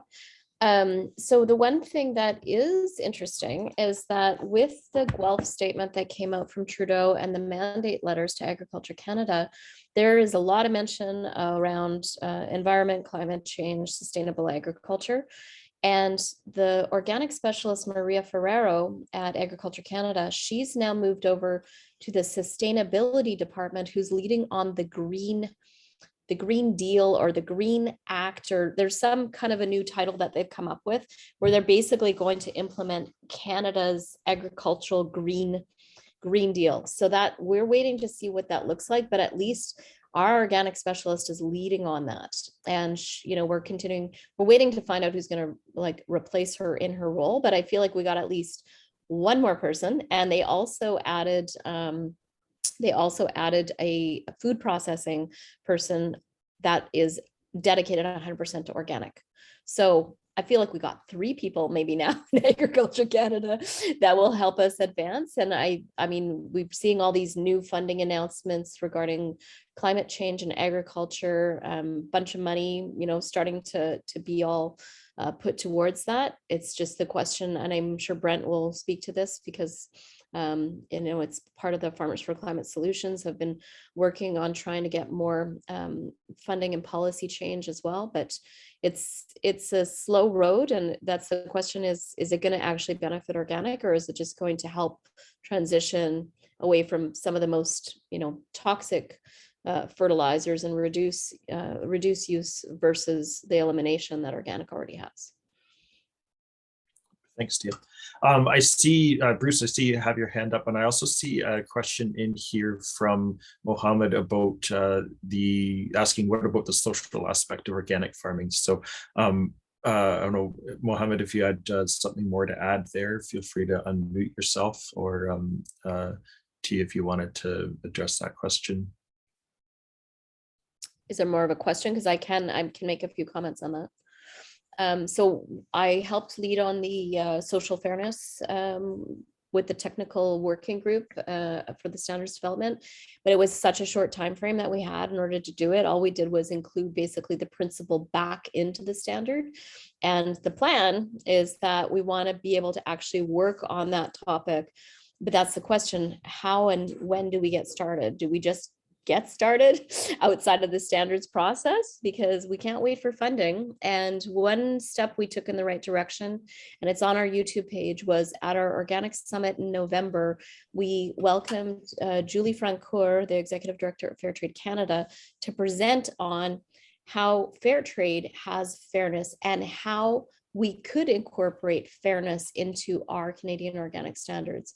It was a brilliant presentation. It made my brain explode, and I've worked in fair trade for a long time, but to just look at the living wage component and to look at democracy and all the other elements of fairness that we don't think about. It's not just about price. It's really about fair treatment of workers, safe work environment, all these elements. And so I think that we certainly could start a working group to continue on that. But, I want to defer to Nicole on what's the best strategy there as she leads on it. Thanks. We got a couple minutes here, Bruce. So did you have a question or comment? Yeah, just a very quick question, because Norm actually brought up what I wanted to mention. Am I the right impression that Canada globally, or especially Ontario, could be missing the boat on a huge global opportunity? Is that a fair statement? I think our program is trying to improve itself. It just doesn't have enough resources. And so that is the question. Is, it's not for lack of want or will. And I know that the lead auditor, she's making all sorts of great recommendations, but when it comes to actually getting the budget to go to the places that we need to go to in order to be able to compete with the EU and the NOP, there's just no funding, right? So is the Canadian government aware of the risk if we don't do it? Like, they seem to be all this time on cannabis the last few years to become a world player. There seems to be a tremendous opportunity to take a leadership role in the space, which Quebec, I give kudos to Quebec from what they've done. Are they aware that of the economic impact? And I'm not the you. I said the government aware of the economic impact if we don't do it. Yeah, they are. They are, because we had that major threat of the US changing the equivalency arrangement, which is still a work in progress. But essentially, with the US saying, hey, we think our program's better than yours, Canada they are making changes. I can't find out what they are yet because there's still internal discussions, but us monitoring imports, like the recommendations CODA put forth in regards to cleaning up some of the problems, the CFIA has those 5 items now on their work plan. And so that's awesome. That's the first time, right? We've been lobbying for a long time on these things. And suddenly they're like, yeah, actually, we're going to look at actually certifying or making it mandatory for importers, because that's where fraud is happening, right? Or whatever else, like whether it comes to the database that they need and how we can partner. They're actually coming up with some solutions to long-term problems that exist, and actually getting their lawyers on the legislation to see, like, is this something we could do without changing the Safe Food for Canadians reg, or is it something that we have to wait until the revamped reg comes into place? Thank you. Thank you. Welcome. Great. Thanks, Tia. Thanks everybody for all your questions and comments. And yeah, it was a very insightful presentation, and certainly gives us lots of information and motivation to try to continue to improve the situation here in Ontario. We've obviously got lots of work to do and lots of room for improvement.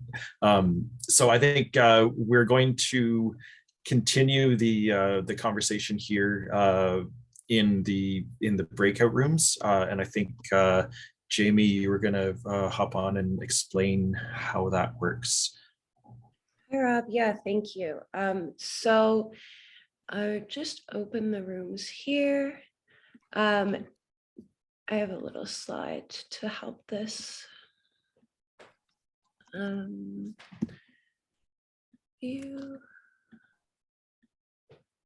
Sorry. So you'll see at the bottom of your page of your Zoom screen, there is a button that says breakout rooms. Oops. You'll just click the breakout rooms button. It'll say join breakout room, and you'll see one of 4 breakout rooms. And you will click join. You're able to join that room, and anytime you want, you can move between the rooms, or click leave room once you're in a room to come back to the main area. And there'll be an OCO staff in each room to chat with you, but this is really just an opportunity to connect with the other people that are in attendance today. So if you have any problems with using the breakout room features, I'll be in the main room and can support you with that. Great, thanks, Jimmy. And the breakout rooms, we will close them promptly at 10:55, and I believe Jamie will kind of jump into the rooms or post an announcement. With yeah, I'll 5-minute send warning. a 5-minute warning. Okay, cool.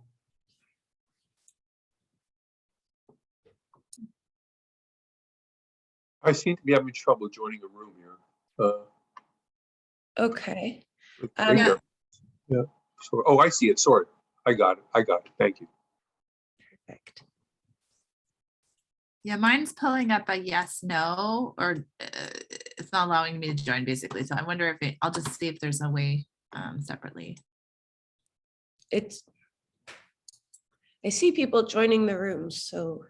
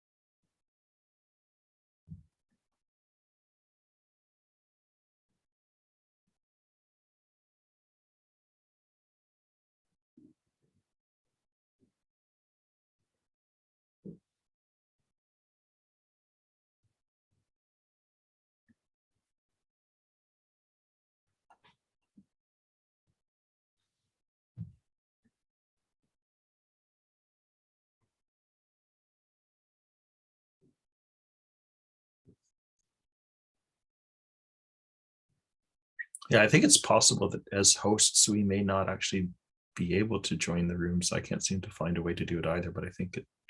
Oh, because you're a host, because I can still, but maybe I'm just a co-host. No, looks like I can, maybe I'm the host, but if I go to the breakout rooms button at the bottom, it just allows me to scroll down and choose what room I want to join in. Yeah, for me, I'm pressing join and there's like a little pop-up that comes up briefly, but I can't access it. It says like yes, no, but it goes away so quickly that I can't actually click on it. So I wonder if like Stuart, are you able to put us in a breakout room somehow, or Jamie? I think I can assign you to a breakout room. Yeah, or maybe I can do it to myself. It's unassigned, right? No, I can't do it to myself. I can assign you to a room. So do you want me to just pop you in one of the Sure. small rooms? Okay. Sure. You can do the same with me, Jamie. Okay, perfect. So I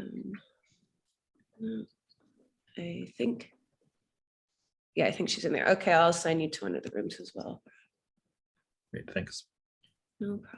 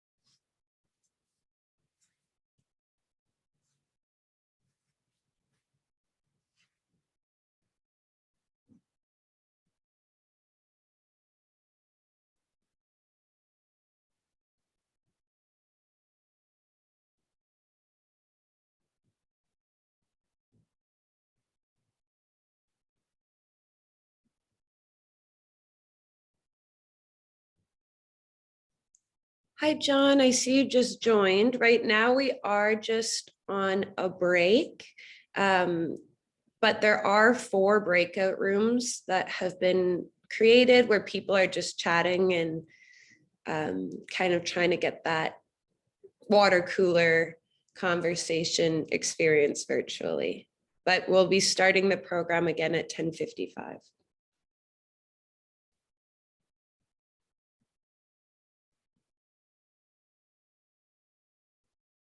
I can't quite hear you. I just, Can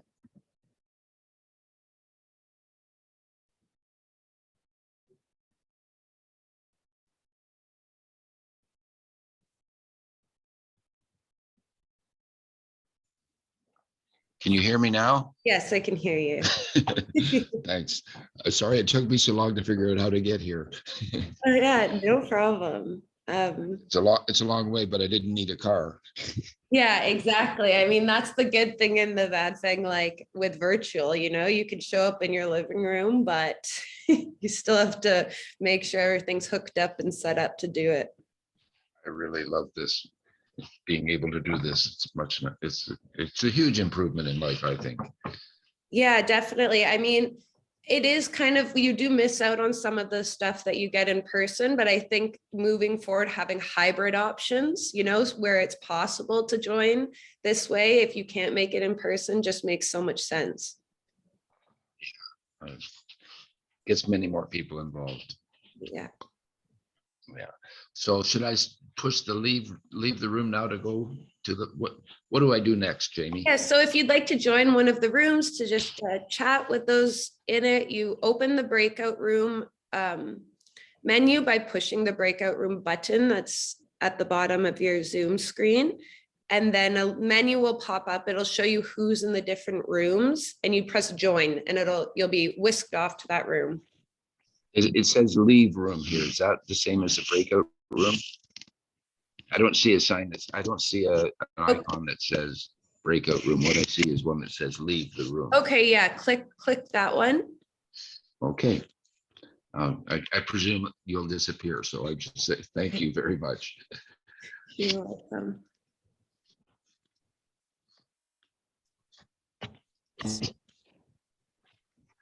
Wait here, will I be in the next meeting when you started at 10:55?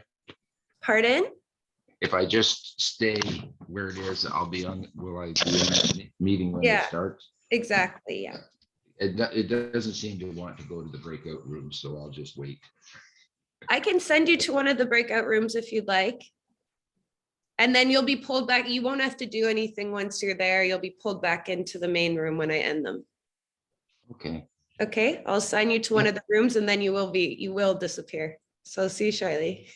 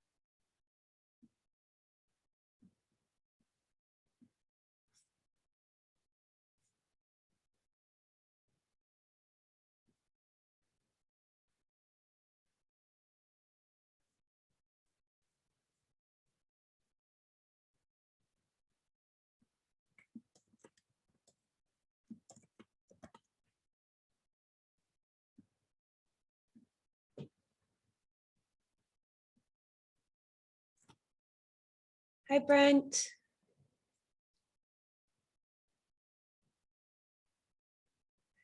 I think just on mute. I'm muted. Yeah. Hi, Jamie. How you doing?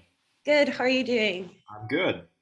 Excellent. Everyone's just in breakout rooms or taking a quick break right now, and we're pulling them back in like 3 minutes to start. And Awesome. then we have your slides in our presentation, I think, right?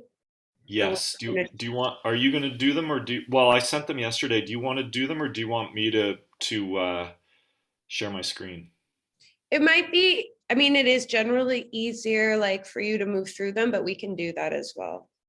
Whatever Yeah, you- I've got a lot of slides that I'm going to be going through fairly quickly. So if I could share my screen, it might be easier. Yeah, that's great. I'll just stop sharing mine so you can get set up. Do you want me to start sharing now? I mean, you don't need, no, you don't need to now, but. Okay.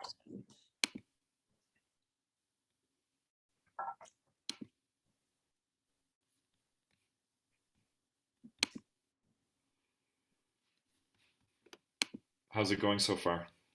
Good. It's been good. Actually, we were ahead of schedule, like after Carolyn and Tia did their market report, which like is, you know, surprising, but a good trend. Yeah, Carolyn emailed me. She's like, "We're running ahead. Can you start early?" And I was like, "Oh, that's weird." Yeah, yeah. But I mean, I'm sure there's lots to talk about in the breakout rooms, and there's always lots of questions. So, you know, we'll feel the people that come to the AGM fill the time with good conversation, you know? You're getting the keeners at the AGM for Yeah, sure. exactly. Yeah. That was like, we did a record keeping webinar the other day, and it was like, as much as there were people that attended that asked questions, a lot of the conversation ended up between the 4 presenters, because they're the keeners, right? That were like excited to hear about what other people were doing.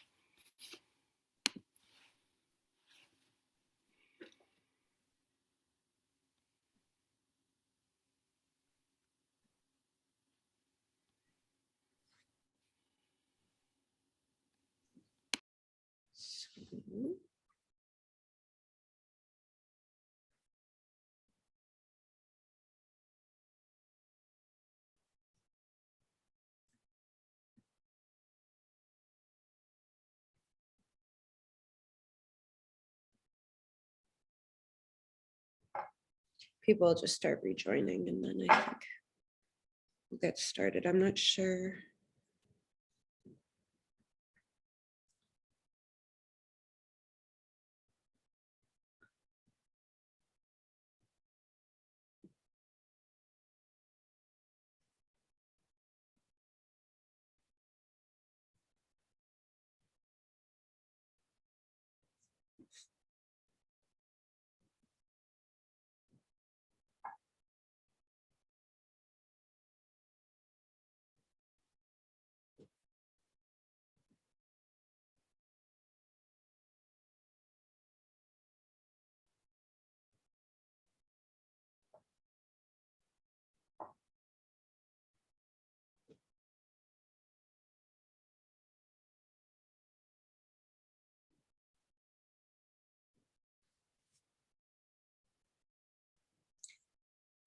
Here they all come.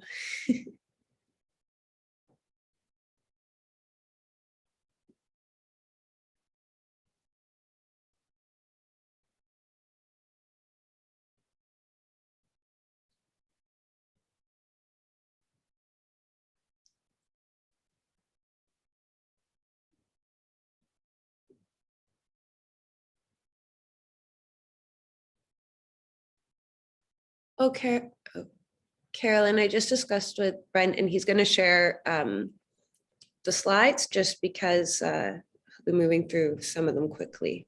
Great. So welcome back, everybody. I'm not going to take too much time to introduce our next speaker.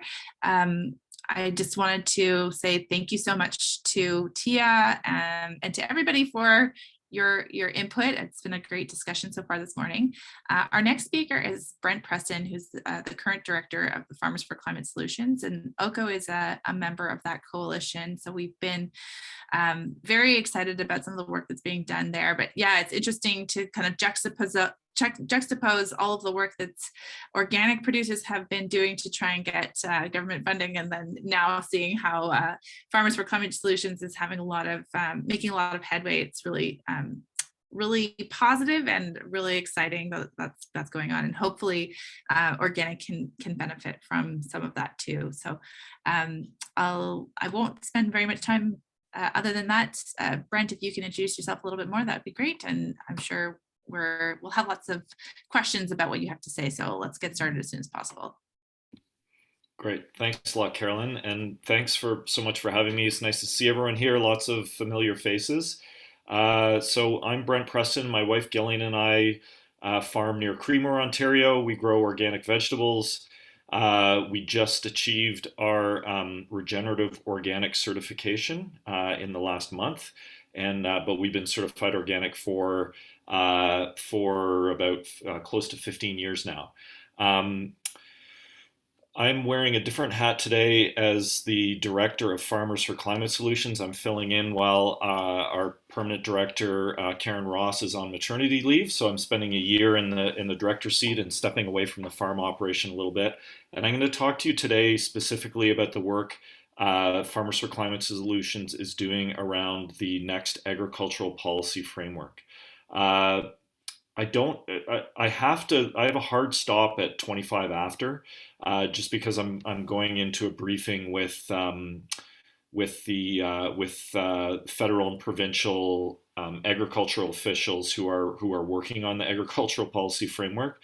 So I want to go through this presentation pretty quickly and leave some time for questions or discussion. So I'll just share my screen.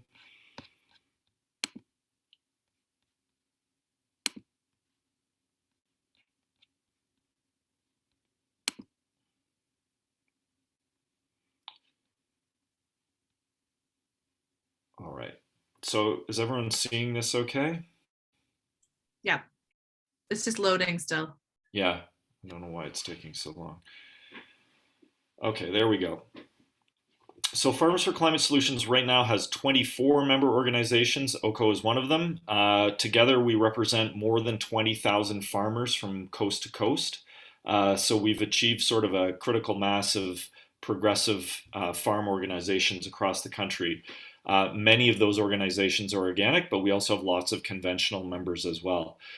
So we're looking today at the next agricultural policy framework, which is being negotiated right now. This is a 5-year federal provincial shared policy instrument that gets renewed every 5 years. The next one will come into effect around this time next year. So we have about a year until the next one comes into effect. But most of the sort of hard negotiation is happening right now between the provinces and the feds. And we'll have, by next summer, the sort of core aspects of the APF will be in place. So we have a limited amount of time to influence the next APF. So we've done this by assembling 2 task forces that are asking this basic question of how the next APF can accelerate climate change mitigation and adaptation. So one task force is looking at business risk management programs, and we have completed that process. And then we have a second task force that's working right now that's looking at everything other than BRM programs. And one of the major goals of that effort is to identify a sector-wide target for emissions reduction to 2030, something that has never been done before. So I'll just go through this quickly. Our task force members are academics who have a track record in looking at business risk management programs. We also had an advisory body of sort of the emeritus type folks who've been working on this for a very long time to lend credibility. And then we had 2 people, including Stuart, who are part of the Farmers for Climate Solutions policy working group who helped to guide the process. I won't spend too much time on this, but the business risk management programs are crop insurance, basically, agri-stability, which is a margin-based program that covers loss in income. Agri-invest, that many farmers are familiar with. It's very widely subscribed, but it's basically a free money program, and we'll talk about that a bit more. And then advanced payment protection is a pretty small program, and agri-recovery only kicks in when we have a major disaster like we did last year in Western Canada. So some of the major findings are that subsidized BRM programs seem to incentivize riskier practices. So this is something that's very concerning in the face of climate change. As we have more climate-related risks, we don't want farmers being incentivized to take even more risk by government programs. BRM programs tend to have a greater impact in terms of climate and emissions on the extensive margins, and that's an economics term talking about moving agricultural land in and out of production, rather than the intensive margins, which are decisions on agriculture around crop mix or input use and all that sort of thing. So it's really important that these BRM programs tend to incentivize the conversion of marginal land to crop production, or the conversion of wetlands and forests and things like that, and that can have a major climate impact. Oh, I jumped ahead of myself. That's the incentive to convert marginal land, and then BRM programs, especially agri-stability, seem to encourage specialization, which is again increases climate risk. In terms of program delivery, Agri-Invest is not stating it's reaching its stated objectives. We heard time and again from government officials during this process that they see no correlation between the way people use Agri-Invest and major weather events or anything else. People are not using it to manage risk. It's basically a free money program. And government officials use the term free money frequently. There's a high degree of variation between the provinces, and there's really examples of really good programs that are in some provinces that could easily be expanded to other provinces, but the provinces have a lot of leeway in delivery, and so you have this high degree of variability and very little coordination. Data collection also varies really significantly. In some provinces, very little data is collected through the BRM programs, and it's a real lost opportunity. And it also makes it difficult to implement some of the recommendations that we're talking about because we don't have the data about what individual farmers are doing. And there's a lot of secrecy around these programs. There's not a lot of transparency. It's difficult to get data. We basically couldn't really understand who was benefiting from agri-stability because the government won't, or individual provincial governments won't release the data. So for our recommendations, the first set of recommendations around agri-insurance, around crop insurance, are things that we want to incentivize more diverse rotations and more diversity in the farm as a risk mitigation measure. So there's a crop averaging program in Saskatchewan that we think should be offered nationally. And basically this means that farmers insure their whole basket of crops that they grow rather than individual crops. So they only get a payout when they have widespread crop loss across multiple different crops. So by doing this, we'd have payouts that were less frequent, but would be higher coverage for the farmers. And so the farmers end up benefiting in the long term and are also incentivized to grow a bigger diversity of crops. We also talked about in the interim lowering the premiums on individual crops if producers are meeting requirements to grow a diversity of crops. Intercropping, this is something that's I think especially important in organic operations where we're growing more than one crop in the same field at the same time. There are lots of places in the country where you can't get good insurance coverage for this practice, and we think that it has really good climate potential and should be farmers should be able to insure their crops when they're doing this. And then something that wouldn't impact organic farmers, just talking about disallowing insurance for farmers who grow the same crop year after year in the same field. We want to pilot BMP insurance programs. So this is a program. This would be a program. It's used in the States, where farmers who want to experiment with a best management practice, they can get insurance. So if the experiment doesn't work out well, they're covered. And this is something has been used in several Canadian jurisdictions and in the U.S. And then this is talking about gathering better data so that there's certain management practices that we know are beneficial for the climate, that can have long-term benefits for soil health and for farm economics. But there's a lag between when those benefits show up in terms of reduced risk for the farmer. And so they're basically paying higher premiums than they should when they're employing these practices. Another policy instrument that's used in the U.S. is disallowing coverage, crop insurance coverage for newly broken land. So if a farmer takes a land from forest or wetland or permanent grassland and converts it to crop production, they wouldn't be able to get insurance coverage for a period of time on those crops that they're growing on that new land.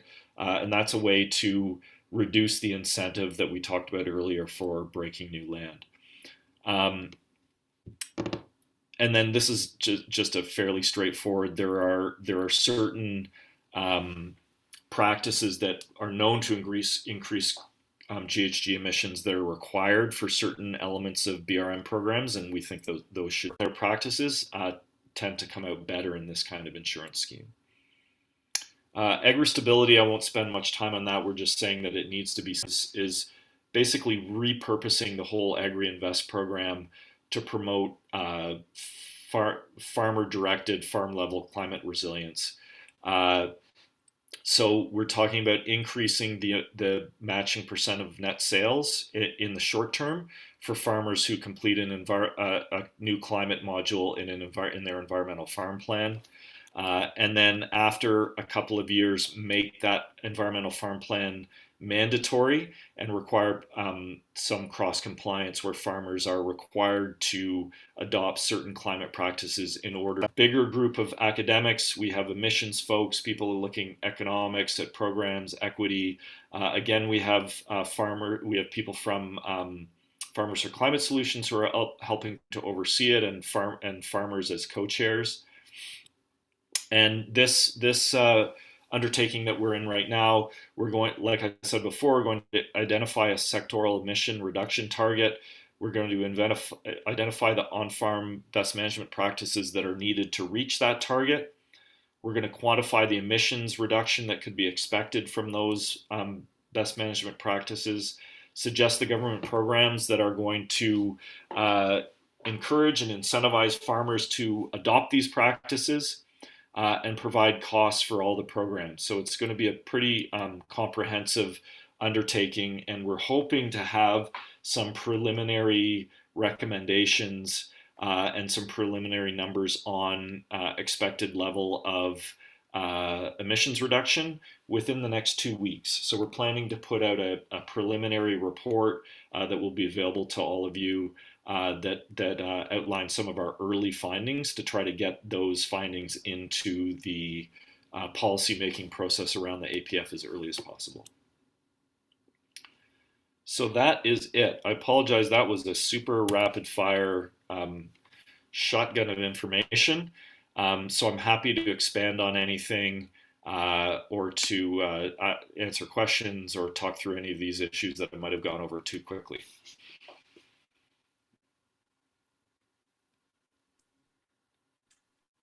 Okay, Stuart, if you wanted to join in this conversation, you're welcome to. I know you're busy trying to figure out a couple things in the back end. Norm looks like he has a question. He has his hand up. Yeah, hi Brent. I was involved a little bit 30, 35 years ago, when the government first started up NISA, and at the time they were giving money to farmers through crop insurance, and crop insurance was fairly inefficient then, with maybe only 70-75% of the government money actually getting to farmers. And the argument that I made then was that if this is a program that's designed to be GATT green, so supporting all farmers without contravening GATT, the global trade agreements, that we need to be efficient at giving money to farmers. And so that when you said free money, that triggered me to thinking about that. And careful that free money to farmers, what that means is supporting all farmers because farmers are good. And it's not necessary, maybe, and I'm kind of talking against organic here, but it's not necessary maybe to require that all of that money goes to just improved environmental performance. Some of it could just go to farmers as free farmers, as free money, because farmers are good. There's all kinds of externalities that farmers provide to society, to all kinds of things that don't necessarily need to be tied to a program. And the moment you tie to a program, then you increase overhead, you increase reporting, you increase expense, all that kind of thing. And then we no longer get 100% of the money. Then we maybe only get 99%, 98%, or in bad cases, 90% or 80% of the money. So maybe something like leave the 1% there and then put on another 1% that then would be tied to performance, or change it to 0.5% free and 1.5% tied performance. I just wanted to speak my history about that from 30, 35 years ago. Yeah, no, and I think that I shouldn't be flippant about throwing around terms like free money, but I think what the government is seeing and what other farm organizations have said is that there's not a clear public benefit from this public money that's going out in Agri-Invest, and it's several $100 million. The paying for ecological goods and services for farmers is exactly what we want to convert this program into. And the only place I disagree with you, Norm, when you say farmers are good, is that I don't think that all farmers are good. And I think we should be giving the money to the farmers who are actually providing those ecological goods and services, rather than just giving it out for free without any criteria. But I absolutely take your comment that as soon as you start adding requirements and reporting and all that sort of thing, then the administrative burden of the program increases, and a smaller percentage of the money goes to farmers. So for sure that needs to be balanced. Absolutely. Okay, there's David Kohlmeyer also has a question, and Ruth, I'm just gonna read Ruth's question first so that we can get a couple of them in before you go. Is there data or understanding that the restructuring of BRM will generate effective changes in adaptive management, or other instruments that are needed to facilitate the necessary changes? So I'm guessing she's asking about, is there research data, and where are the gaps? That's a great question. The problem is that there's not we went into the business risk management program, or business risk management analysis, thinking this is a huge chunk of government money, and we were looking for the smoking gun in terms of the impact that money has on climate and emissions specifically, and we didn't find it. The data is not great, and the data that's there shows that the impact that these programs have on emissions it's there, but it's not really dramatic. So making changes to BRM programs is important because there's a lot of money, and we need to use every lever we have in order to incentivize positive change. However, changing BRM programs is not going to be a magic bullet, and it's not going to be, certainly not the only thing we need to do. And that's why the work that we're doing around the second task force around the rest of the agricultural policy framework is going to be more impactful. It's going to have a much bigger impact on emissions from the sector than the BRM work that we're going to do. But, you know, the BRM work's still important, but the other stuff's probably more important. David, do you want to ask your question? Yeah, well, I think you answered a good part of it by answering Ruth's question. I'm wondering if you're looking at, I'm thinking of an example like heating with wood rather than fuel, propane or natural gas and so on. Heating with wood, which by definition is net zero. I'm wondering if that would fit into this, as you know, because you got something that you don't really have to prove because it's been deemed to be the case. Well, there's definitely differences of opinion about whether trying to convert people over to wood is going to have a climate benefit. We haven't looked at it that specifically. You know, wood could be argued as net zero over the long term, but in the short term, in the window that we have to prevent the worst effects of global warming, it may be detrimental.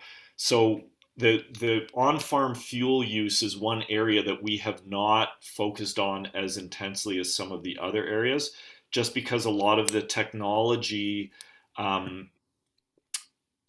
agriculture is going to be following other sectors in this area. So in terms of electrifying farm vehicles, the most of the work is being done in the transportation sector, and we're sort of going to wait for that to happen and to spill over into agriculture. So our task force is not looking very specifically at on-farm fuel use, but the government did announce yesterday quite a bit of money for research and development and transition in that area. So it's going to happen, but Farmers for Climate Solutions hasn't been involved in that aspect of the work. And so your business risk management programs, are they aimed specifically at climate change, or are you going to allow farmers to, say, put in an irrigation system or increase their soil fertility as an investment? That sort of expenses, would they be covered under this? Well, it's the recommendations that we're putting forward are very specifically focused on climate. So our first priority is helping, encouraging the government to help farmers find ways to reduce their emissions. And then very closely behind that is helping farmers to increase their resilience and their ability to deal with the climate changes that we know are coming, that are already upon us. So doing things like increasing soil health, it is absolutely something that's a huge part of increasing resilience. So that we're hoping will be something that the government is going to invest in. But we suggest policies, we suggest programs. In the past year, we've worked with the government to help design programs once they've been funded, but ultimately the government decides on how these things are going to be rolled out. And we just, all we can do is provide as much sort of science-based and well thought out recommendations as possible. And so far the government's been seeing us as a really positive, helpful player and have been seeking out our opinion. And we're hoping that's going to continue, but they make the ultimate decision on what's funded and what isn't. Okay, so there's a couple more things, and I know you have to go at 11:25, Brent. So Anne-Marie Saunders says, thanks, it's a great presentation. For those farmers who don't have crop insurance, I'm assuming grape growers and others who don't actually choose to, we know 50% of organic farmers don't necessarily use crop insurance. Getting the extra match funds from AgriInvest is helpful, especially in years where some production loss occurs. So yeah, and I think there is something to keep in mind there with a lot of organic farmers not seeing the benefits of crop insurance, making sure that those programs are still beneficial. Ruth says, does the review result in an increase in the basket of funds or dividing the basket in different ways? That I'll let you answer.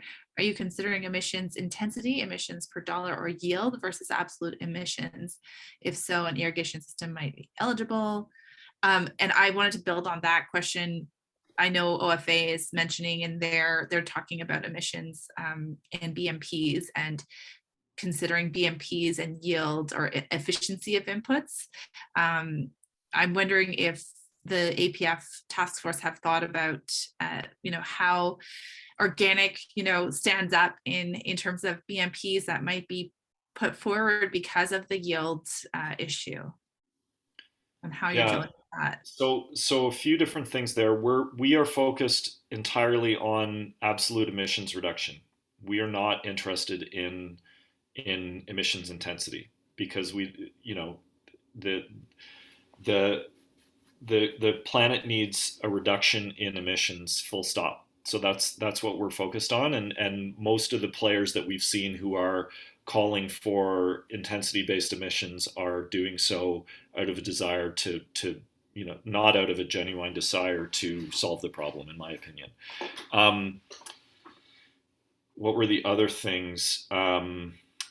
Sorry, the basket of funds growing versus. Oh yeah, that's a great question. We are arguing for an increase. That's one of our basic calls in the run up to the APF process, is an increase in the whole basket.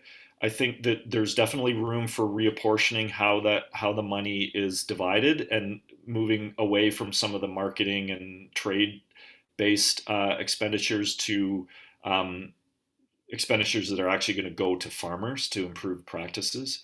But there's a consensus that the overall pie needs to grow. And there was some encouraging news in the government's emissions reduction plan that was released yesterday, with close to $1 billion, no, like maybe $750 million in new funding for agriculture for to incentivize the kind of practices that we've been talking to the government about. So I think that was very, very encouraging, and that's money that's outside of the APF basket. That's straight federal money, so that's going to be flowing to the sector over the next 5 or 6 years, which is encouraging. Okay, so I'd love to thank you. Thank you so much for making time, Brent. I know that you've got a lot on the go, and I look forward to hearing where things go with the APF task force. We'll try and keep everybody abreast of that. Thanks, Carolyn, and thanks to OCO. OCO has been a really important part of this coalition right from the beginning, and OCO members have been really active with Stuart and Carolyn and Jamie and all sorts of people who have been OCO staff who have been participating on working groups and part of a really integral part of the coalition. So I wanted to thank all of you for that support and for that participation, and we look forward to more successes in the future. Thanks, Brent. Good luck in your next meeting. Thanks, everyone.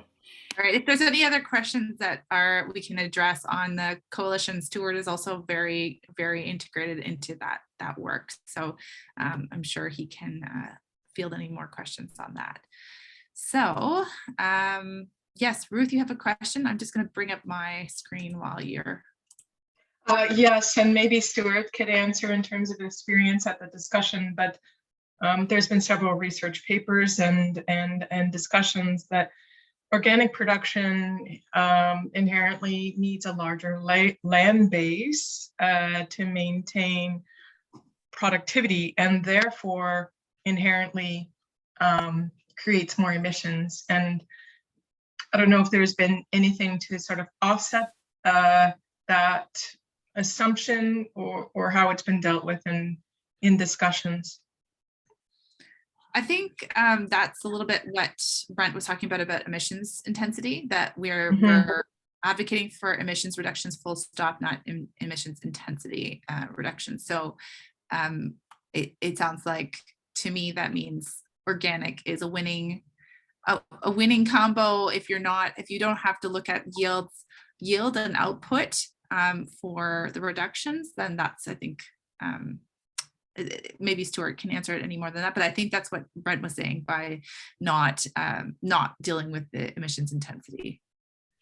I think Ruth, just to add on, I guess, rather than talk about organic and conventional systems from an emission standpoint, we're more trying to understand and research the data on practices, emissions generated from practices and emissions generated from inputs used. And in that way, we have a much better sense of like where the emissions are coming from. And we also exclude room for some of those assumptions that you're talking about, because we don't get into like, well, what is, you're using more land, but you're not using any nitrogen fertilizer. And we don't get into parsing, those types of things because they're not relevant to the question of where the emissions coming from and what are the practices that are resulting in those. And so in that way, I think Carolyn's right in that organic is coming out on top because there's a notable, there's notably less inputs used within organic production systems than within the conventional ones, at least in terms of where we know the emissions are generally coming from. Great, thank you. Okay, so we're going to start with our activities report now. Stuart, you are welcome to take this slide. I'm not sure if you're prepped. Sure, yeah, great. That's convenient. I was already ready, so that's perfect. Yeah, so it's been a pretty busy year from a policy and regulatory standpoint at the Organic Council of Ontario.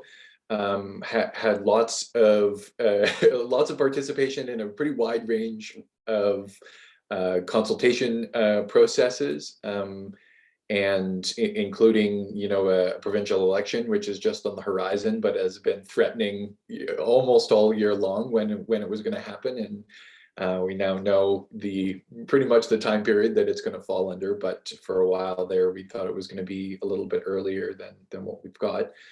Starting off here around our organic regulations campaign, and for those of you that have been members with OCO for a long time, you'll be very familiar with the idea that OCO has been promoting this idea of provincial regulation to be adopted within Ontario. We've had 2 private members' bills in the legislature at various times, which we timed out of in both circumstances as governments fell due to elections or proroguement. We certainly continued on our quest to enact organic regulation, which would apply to use of the term organic within the confines of products being produced and sold solely within Ontario. And to sort of further that work, we followed up with meetings with key policy staff at OMAFRA, and then following with the minister herself, Minister Thompson, right after she took over that profile in cabinet, and had a good conversation with her, but one where she expressed wanting to have more updated support from both the sector and from the agricultural community at large for the idea behind organic regulation. And so coming out of that meeting, we went forward in trying to do just that, and had an updated expression of support from all the general farm organizations in Ontario around the concept of adopting organic regulation. And we also conducted a more up-to-date survey from farmers within the sector on what type of implementation of an organic regulation producers would like to see. And not surprising for us, at least, the results of that came back with a clear preference for harmonizing any kind of proposed Ontario standard with the federal organic standard. That's the Canadian organic regime. And then following that, as the election approached closer, the minister's office was less responsive, certainly, than we would have liked, and followed that up with an email campaign from producers and members of the public directly to the minister's riding, and attempted to apply some pressure there, in addition to the outreach work and consultation we did with the sector. So that work continues to be ongoing, and we didn't find success in this with this particular government, but one way or the other, we will have another government formed in June, and this work will continue, and happy to answer questions on that. Some of the other regulatory and policy pieces that we participated in, as Brent mentioned, the agricultural policy framework is currently being negotiated, and in addition to working with Farmers for Climate Solutions for putting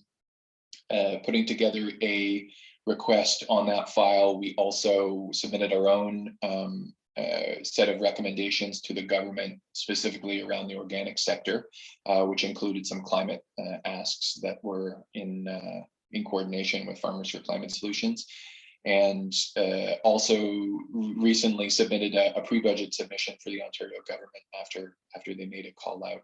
And in addition to that, there's also been the issue around the proposed exemption for genetic engineering that we've been active in, and participating in the State of Organics report, which Tia presented on earlier in this meeting, and trying to do a review of the available supports or lack thereof in Ontario for the organic sector. And in addition to that, our work, Brent mentioned this, OCO is currently sitting on 3 of the 4 working groups that Farmers for Climate Solutions is currently holding, and so we're very involved at a staff level in the work that's happening, I think quite effectively. Rob Wallbridge met with Minister Thompson around Farmers for Climate Solutions objectives, and trying to bring Ontario into alignment with some of the FCS recommendations earlier on in 2021, and we're currently seeking a follow-up meeting with the minister on that same topic. And finally, right now there's a desire from the government to try to institute a grocery code of practice around retail fees that are currently being charged by retailers to producers. And so the government is seeking consultation from the sector around when and where appropriate those fees should be applied, and to lessen the amount of sort of Wild West vibes that are in the sector around this issue right now. So we participated in that consultation process with input from the sector and from the membership. And so that's a very, very quick overview of some of the regulatory highlights from this year. Happy to answer your questions.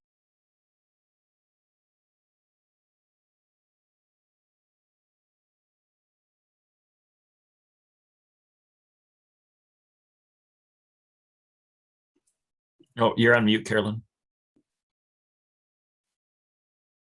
Thanks. I was just saying, we're going to keep the questions to the end because it's a short timeline, but thank you. Yeah, other than this, we also work with, Carolyn, we don't seem to be hearing you. I can see that you're talking. But... Oh, not hearing me.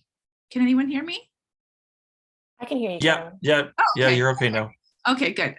Okay, so I'll just move this along. Kaelin's going to go next. I just wanted to mention that the avian influenza issue came up recently, so we're on sort of on call for things that come up from government pretty regularly as well, in addition to the national level participation that we are in with the Organic Federation of Canada, where Norm sits on the board, and all of the work that CODA is doing as well.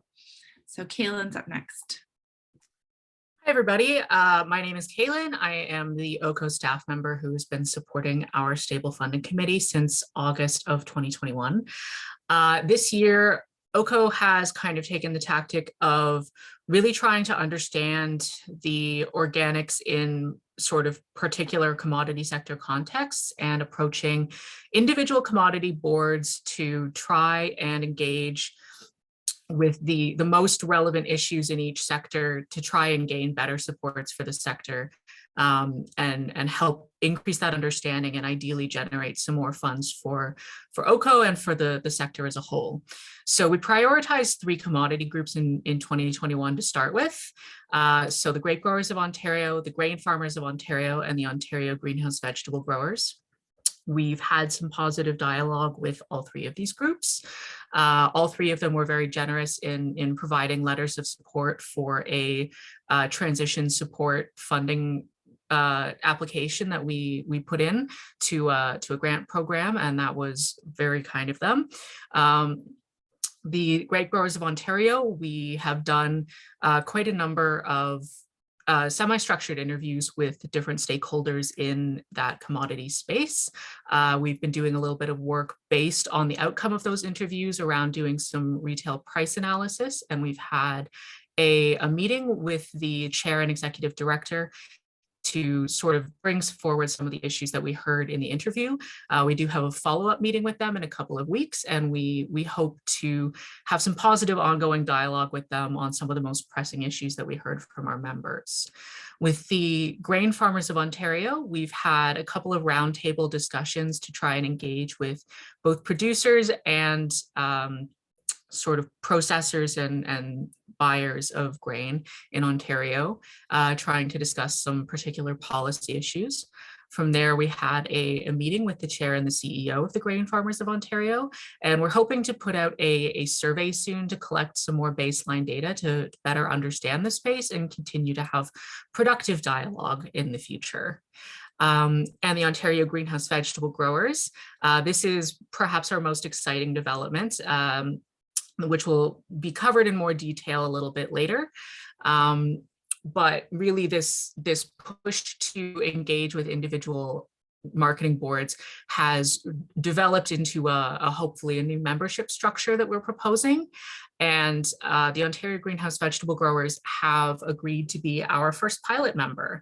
So they are going to be collaborating quite closely with OCO in the next year. And we're very excited to be working more closely with them to support the organic greenhouse sector. Thanks, Kaelin. And just a reminder to everyone that we continue to receive a voluntary contribution that, this all started off with a voluntary collection program. And we continue to receive that from Bennings Organic. So I wanted to thank them. That's made all of this work possible. Just quickly, we don't have a lot of time here, but a quick update on our financials. Our membership dollars continue to grow. While we actually the number of paid members has decreased over time. And I think this is in a way due to our opening up membership to all basic members, but we haven't seen a decline in the revenue. We do hope to really increase the numbers of paid membership, but we're also excited about more participating members, even if they're not paying. So glad to see people online here that have maybe been to the AGM for the first time. That's really exciting. This is what our membership funding has looked like over the years, and also the voluntary production contribution program has shifted every year given the number of people involved or organizations involved, and also the sales those years too. Another area of work that we've been really focusing on a lot lately is on the organic data strategy. Many of you may not have yet accessed our organic data portal. This is an area of work that we hope to make more accessible in the next year if it hasn't been already, but we are working closely with CODA, with the StatsCan, with our certifying bodies to continue to improve the amount of data and access to data for the organic sector in Ontario. So right now you can access a lot of information about production level information, especially in the grain and field crops area, some information on pricing as well. We now have our organic market report that will be integrated into the portal. And we're working on a data matching program with StatsCan to see if we can tease out some of the extra organic information that they may not already have in their census of agriculture. We also talked a lot about a knowledge base in the past, and this is a project that we did not launch this year, and we weren't happy with where it landed, so we're exploring other options there.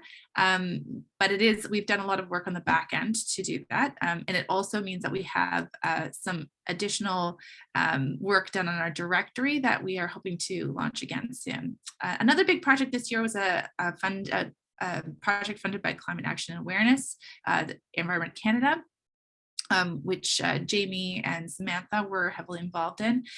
This was basically the main focus was on driving home how organic contributes to climate solutions. And a lot of this is on communications. We published a lot of articles. We are continuing to blog and post stuff in social media. We have a number of videos that were created, and then a whole number of webinars and workshops that were hosted, we've created a new landing page with all this information sort of aggregated in one place. And the whole point was to focus on where can farmers access supports to implement these changes. So hopefully you've had a chance to look at it. If not, we also have a survey that was helping us to identify what people's awareness was at the beginning of the campaign and now at the end of the campaign. And I think there'll be some really useful information coming out of that. The campaign has reached over 500,000 people so far and elicited over 5,000 actions. So that's exciting. In addition to that, so as part of that program, as part of some of the other work we've been doing, we actually helped to host the Guelph Organic Conference this year virtually. And it looks like next year we'll be taking on a pretty lead role in the Guelph Organic Conference as well. So we'd love to hear from our members on what works, what doesn't work, what do you want to see in the future. We're hoping that we can have it at the University of Guelph again this year, or in 2023. But we may be in a situation where we have to look for another venue, but we're definitely looking at an in-person hybrid option there. So looking forward to 2022, we are going to be focusing a lot on our new pilot membership and trying to make sure that that is successful. We'll be continuing to advocate for Ontario regulations as well as more supports at the national level. We are hoping that there will be some funding to do an Ontario market campaign. As Tia mentioned, there's been lots of issues with Foodland Organic in the past, and that I think OCO can take some responsibility for that, for not having done more. But I think there's also an opportunity to do more in the local organic marketing front as well. So I'd love to hear anyone's thoughts on that. Should we stick with promoting Foodland Organic? Should we build on that and grow a different brand? How can we support your organizations to grow? So we're also going to be launching a new and improved directory that we hope to support that campaign. We're taking on the Guelph Organic Conference this year. We have also applied to do a bit more of a labor needs assessment in combination with what Tia was mentioning. There are some specific organic needs that need to be addressed, and we'd like to look at those. We have started to lay out some groundwork for more commodity specific transition workshops and resources. We did not get funding for that, but we're hoping to do some more there, and maybe partnerships with commodity organizations will help with that. And then obviously continuing to improve our communications and membership services. So that's what's on the radar right now. I'm sure there will be other more exciting and other exciting emerging projects as well as we go forward. So any questions before we move on to Ben? It's exactly 11:45.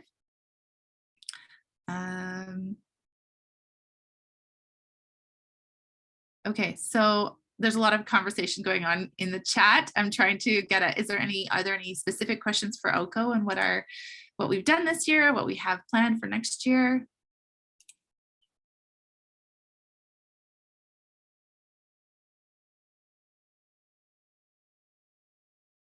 Okay, so let's move on. Ben?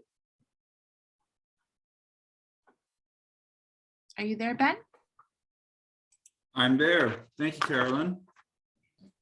So yeah, I'm going to present basically one of the governance structure changes that we're proposing from the Grow Organic Ontario Partnerships Committee. This is a way we think that we can make the partnerships that we're pursuing more meaningful to our partner members. And before we get too far into it, I think a tremendous thanks is owed to Carolyn, who's been, had this framework in mind since before I came along, and Kaelin, who joined last year and has just brought an incredible focus to this and actually put this presentation together. So thank you, Kaelin, and Davis as well, who played a role in this presentation. So staff, board members, committee members, thank you from me, because I stumbled into this issue of stable funding, and I really believe that if we can crack the code, there's such a huge opportunity for OCO to play an even greater role in Ontario Organics. So onwards with that in mind, as my kind of starting notion. I don't have control over my slides here. I have no idea who does, so I'm praying to the PowerPoint. I do. Just let me know when you want me to move it forward, Ben. All right, thank you, Carolyn. So basically, for those who are uninitiated, the reason why we're looking for partnerships is because OCO does not have access to checkoff funding. It's just impossible from a regulatory standpoint, and pursuing that too aggressively, we believe would alienate some stakeholders. And so grants support essentially the backbone of OCO's operating budget, and our membership revenues are great, and they allow for grant applications and matching, but we're looking to have a more stable kind of funding base and stable funding, because the way it's been kind of running thus far is this voluntary checkoff collected by Fennings.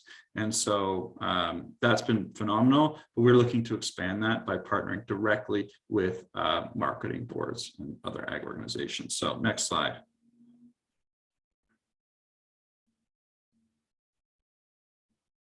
So basically, the proposal here is we will form a partnership with marketing boards where we can kind of represent the interests of their organic members in exchange for a percentage of their checkoff.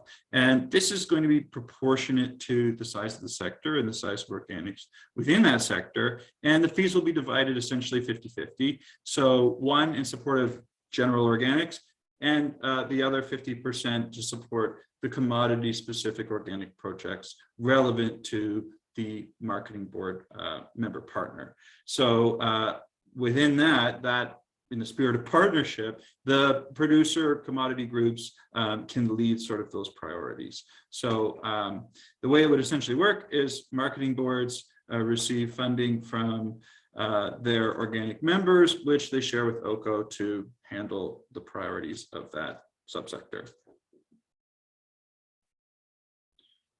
Next slide, please, Carolyn. Okay, so this is sort of a visual representation of how that would split out. So you see the marketing board's overall checkoff collections, the organic license fees, 50% of the organic fees come to OCO for their membership, and then that is then split again 50-50 between our general priorities and the organic producer committee specific projects.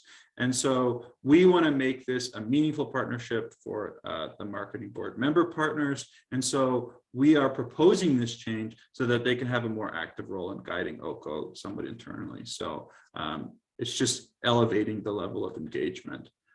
So you can kind of see what are the general priorities going to be. They're going to be things like producer supports, transition supports, organic integrity, which of course is massive, promoting organics, brand organic, research, the type of stuff we've been talking about today, workforce. And then of course, depending on which partnerships were successful in kind of striking up, those sector specific priorities, which will be brought mostly from them to us and handled by us. So that I think actually is quite an elegant explanation. And if you have questions, we can talk about that after. So next.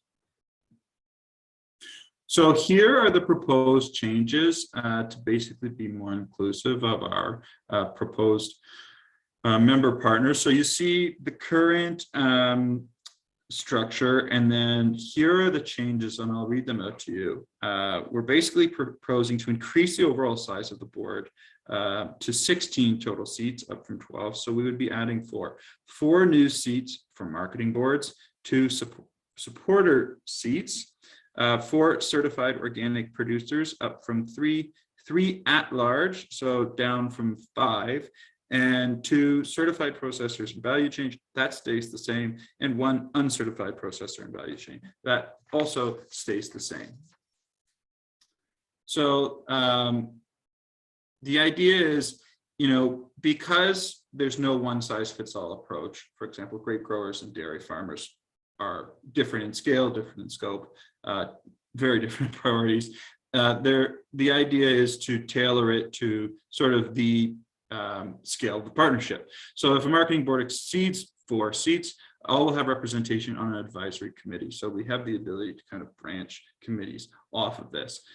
These changes would align board seats best with certified operator demographics. Within OCO's membership, producers currently represent 65% of organic operators of the 6 seats specifically granted to certified operators. 4 producer seats represent 66%.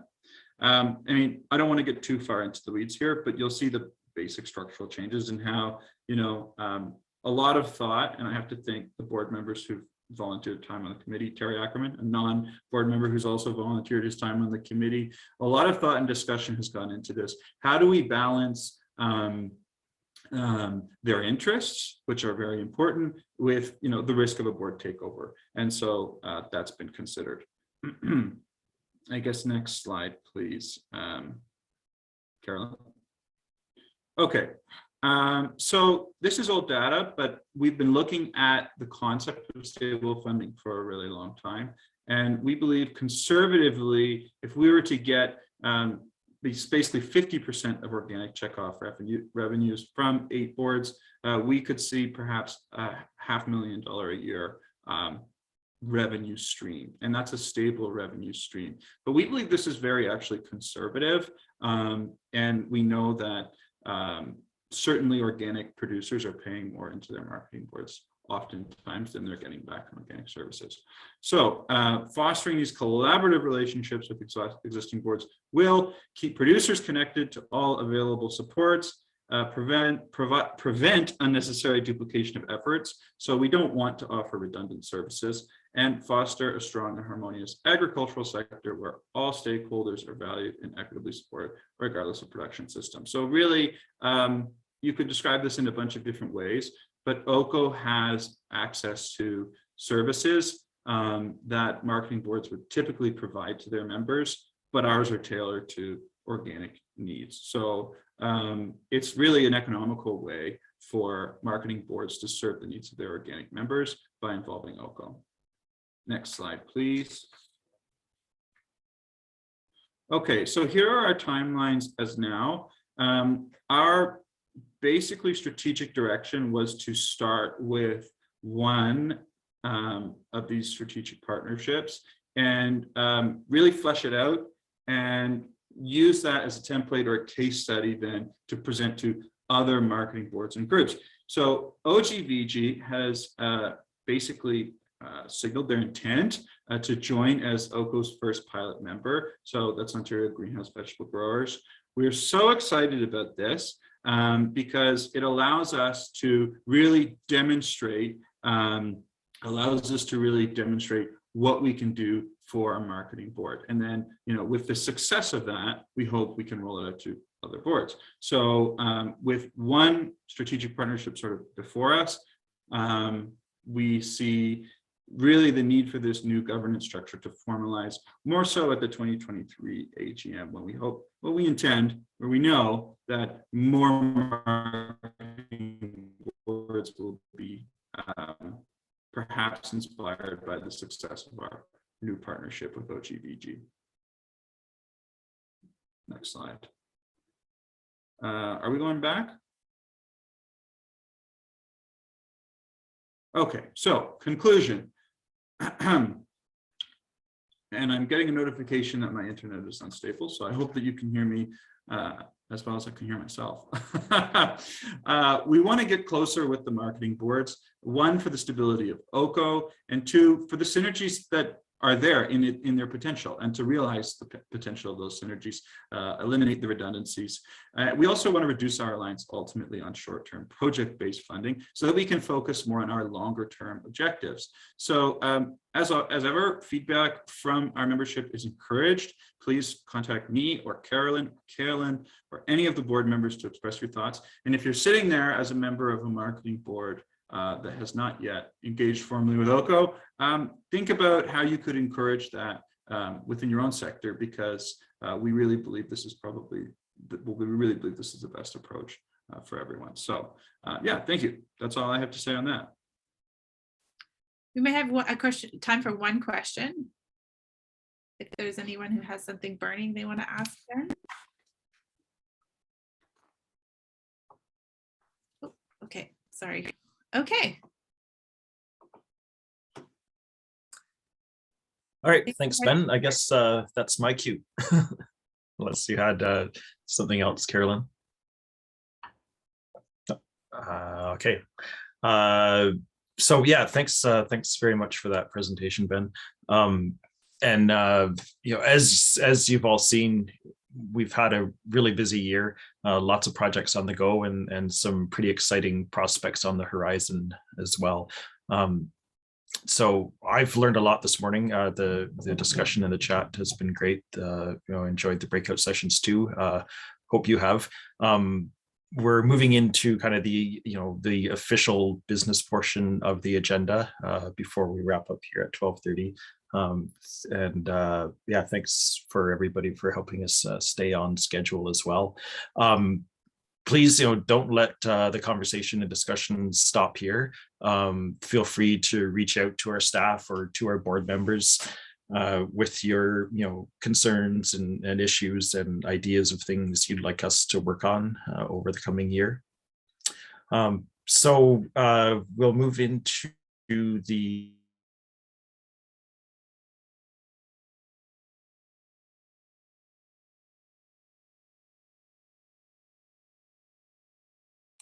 Oh dear. Can anyone hear? Okay, good. Rob, you were put off there for a second. Oh, I'm sorry. Am I back? Yep, you're back now. Okay. The joys of internet. Anyway, so yeah, as I was saying, we have over 1,400 members in good standing, and we have at least 38 of them present today, the last time we checked. So we do have quorum, and so I will officially call the AGM to order. You should have received the agenda and minutes in your AGM package. There's also, I see a bunch of links going up in the chat here as well. For anybody who needs to bring those up on screen. Thanks for doing that, Kelly. And the agenda is also on this presentation screen here. Pretty basic agenda. I will ask if anyone has any additions to the agenda.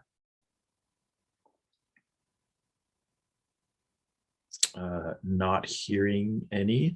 I will call for a motion to approve the agenda.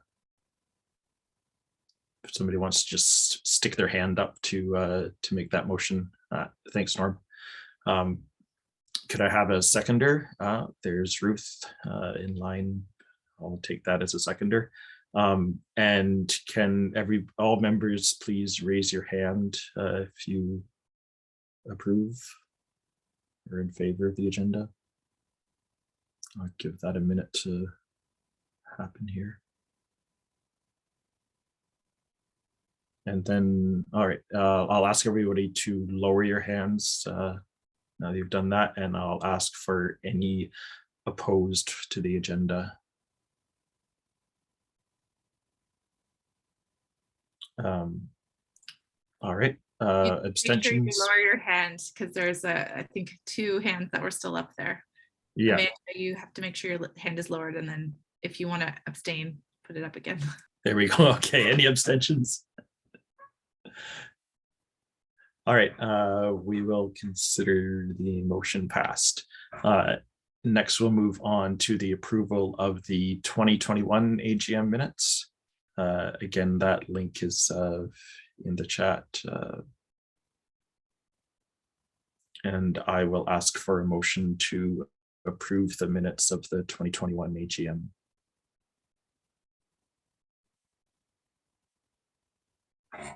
Yes, sir. I take that as a motion to approve, and Bruce will consider that a seconder.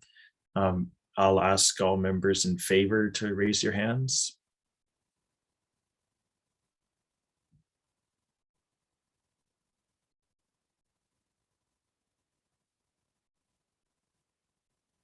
Okay, please lower your hands.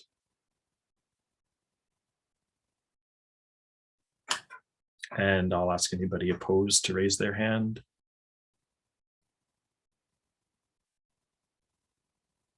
Any abstentions? All right, we will consider the motion to approve the 2021 AGM minutes passed. Next up, we will have the financial report and the auditor's report. I'll turn that over to Norm to carry out this part of the agenda.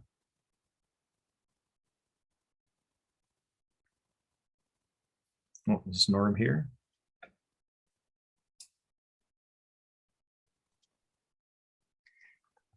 There he is. Need to unmute myself here, sorry. No problem.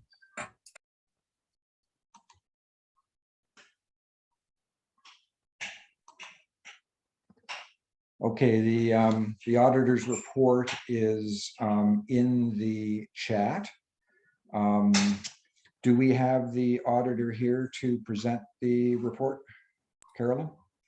Yeah, Lori's online here. I see her. Lori's online. Okay, so I'll just give a quick overview then of the finance committee. We started the committee about 2 years ago. We're working on good financial governance. We're working on good reporting to the board, and we're working on long-term stability. Just as a general situation in terms of from the finance committee point of view, OCO is doing well. We weathered COVID well.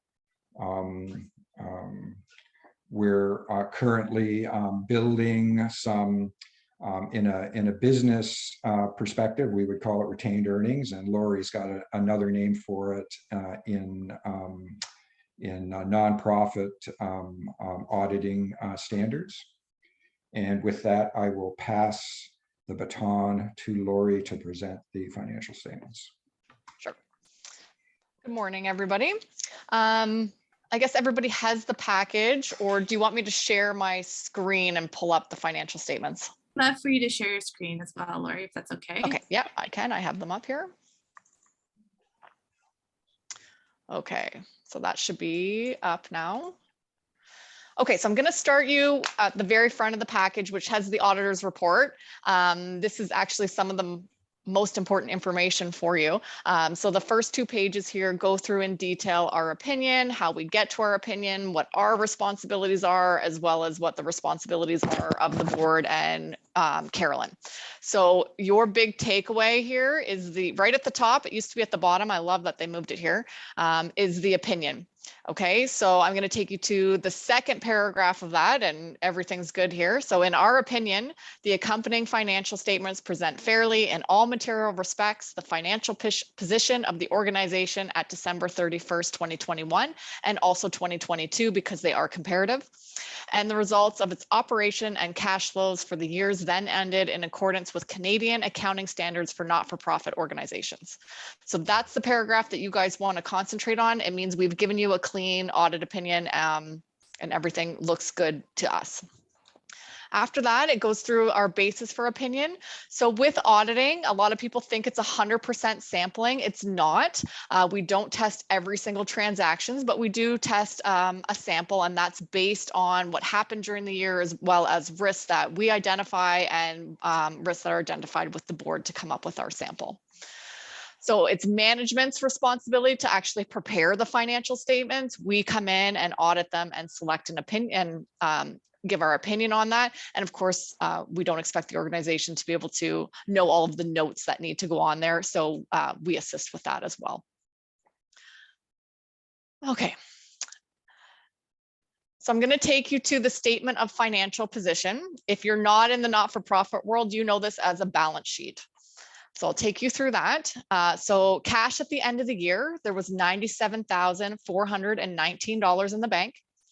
Accounts receivable sitting at $121,114. Now that's way up from the year before, but this is grant funding waiting to come into the organization. Prepaid expenses, $7,969. And there's no government assistance at the end of the year. Last year, you were waiting on 27,000. That ran out in the fall of 2021. So there's nothing owing to the organization there. Property, plant, and equipment, nothing there. There was one computer in there that was sold off during the year. So it's sitting at nothing, giving you total assets of $226,502. So compared to 2020, those assets have doubled. Against that, we have the liabilities and net assets. Accounts payable and accrued liabilities sitting at $50,944. So that's got all the normal kind of trade payables that you paid off in January and source deductions and all those things in there. HST to be paid was $4,590. Deferred revenue, $22,879. So a large portion of this is membership fees that were paid there November, December, but for the 2023 year. And there's a little bit of grant funding left to be paid. Government assistance payable, $40,000. So that is that CEBA loan that the organization was eligible for. It was $60,000 that was received over the last 2 years. It only shows us $40,000 because there's $20,000 that is forgivable. So that we only have to show the balance payable on here.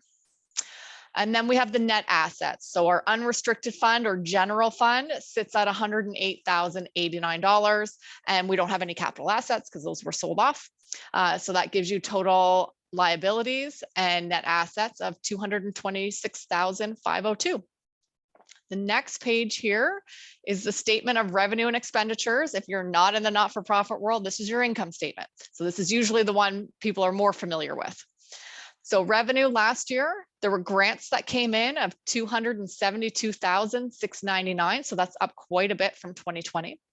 Membership fees of $45,163. Fundraising activities brought in $36,622, and we had a little bit of donations there as well. That gave you total revenue of $354,518. So you can see how much busier the organization was in 2021. Against that, we've got the expenditures. So salaries and wages, $226,470. Project costs of $60,633. Professional and consulting fees, $11,443. Office expenses, $10,254. Accounting and legal, $8,388. Rent of $3,520. It's down, everyone's working at home. Insurance, $2,269. Interest and bank charges, $1,787. Meeting expenses of $1,281. Membership fees of $1,174. Travel of $652. Telephone of $390. Some advertising of $312 and some donations that went out of $100. So total operating expenses were $328,673. That's giving income for the year of $25,845. Other income. So there was some government assistance received during the year. There's a breakdown of that in note 5. It's made up of wage subsidy for the first kind of 9 months of the year where that was still around, and then 10,000 of CEBA. So the extra 20,000 that came in, half of that was forgivable. So that's what's making that up. So that gives excess of revenue over expenditures or net income of $59,787 for the year. The next page here is your statement of changes in net assets. If you're not in the not-for-profit world, this is retained earnings, okay? But organizations often in the not-for-profit world, we have different kind of funds in there. We're down to just one fund though at the end of 2021 here. So net assets at the beginning of the year, this unrestricted fund or general fund is sitting at $47,730. We're adding in this year's net income of $59,787.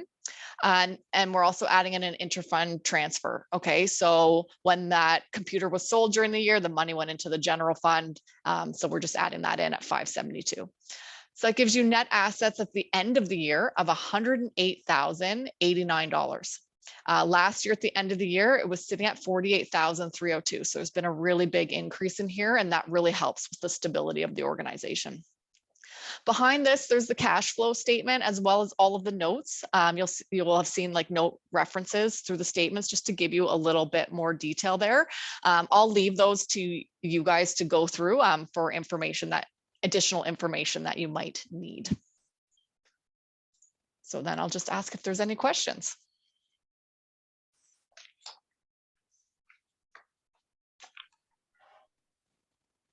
Any questions from our members? Feel free to put your hand up and ask out loud or in the chat.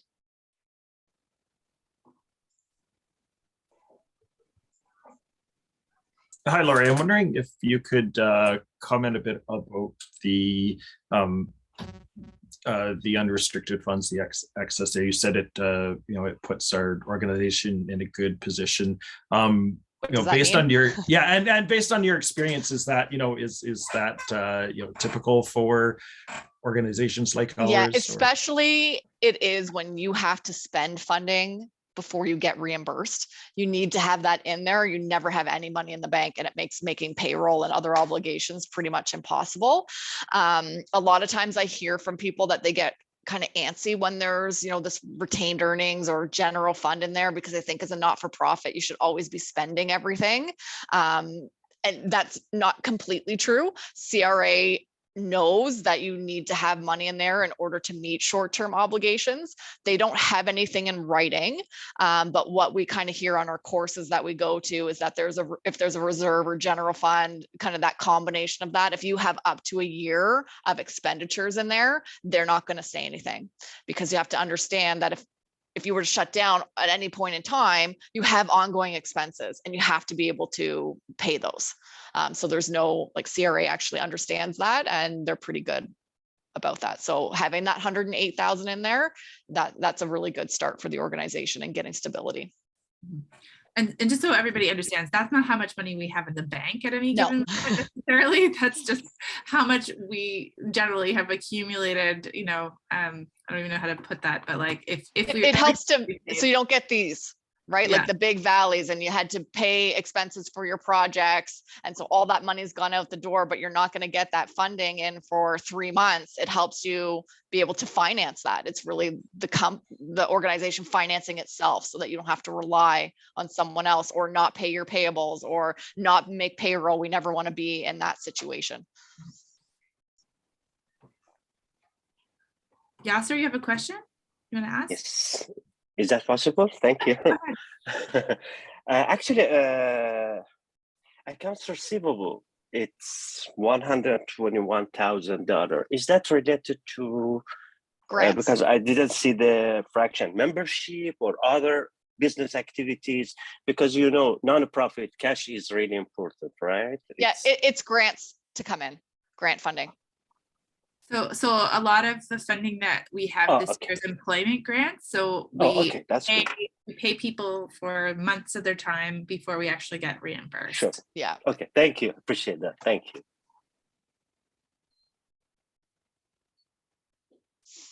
Any other questions?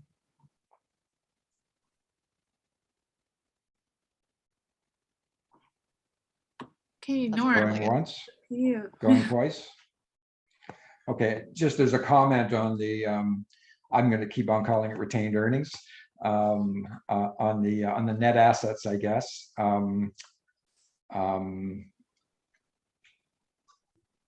We're looking as a finance committee to even build that up some more, because as the organization grows, we have more of a need for that stability.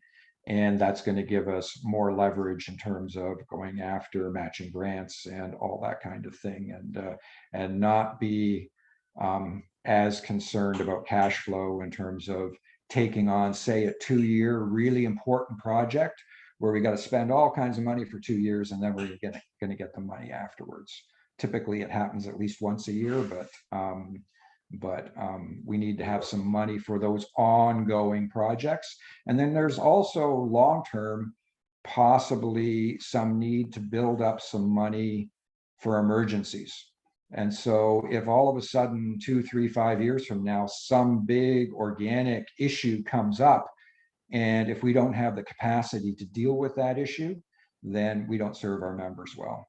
And so that goal of getting up to, you know, whether that takes 10 years or 20 years or whatever, but that goal of getting up to the size of our organization from a current financial committee point of view is kind of what we're looking at possibly doing. And if anybody wants to get on the board and join the finance committee and help us out with that, that would be great. Yeah, and just so, sorry, yeah, to your point, we are trying to build a reserve, basically what's called a reserve. So emergency reserve, or right now it's unrestricted, but you can actually put sort of policies around when money is used for what, and you can set them aside. So having an emergency reserve is not yet created, but we are looking at it. Okay, good. And so I'm going to call the question then to approve the audited financial statements as presented. Could I have a mover, please? Hugh is the mover. Could I have a seconder, please? Bruce is the seconder. Could everybody put down their hands, please? Including Bruce and Hugh. And if anyone is opposed to accepting the audited financial statements as presented, could you please raise your hand?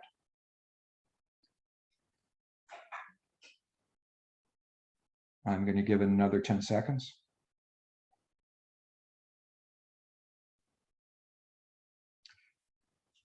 Seeing no hands raised, the audited financial statements are accepted.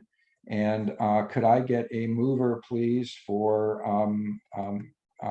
using Curtis-Villar again as our auditor for the next year? EcoCert, who is that from EcoCert? Joel. Joel is the mover, and David is the seconder. And everybody lower their hands, please. David, lower your hand, please. And if anyone is opposed to using Curtis-Villar as our auditor for the ensuing year, please raise your hand. I'll give it another 10 seconds.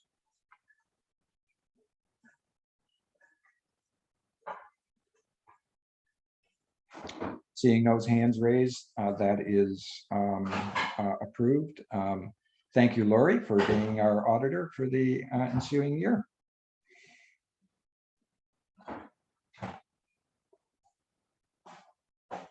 And am I done? Can I pass it off to Carolyn? Yep. I will actually take the chair back. Yep. Thanks, Norm. And yeah, thank you, Laurie, for presenting the audit. Next up, new business. So I will ask if there's any new business from the floor before we move on to the election results.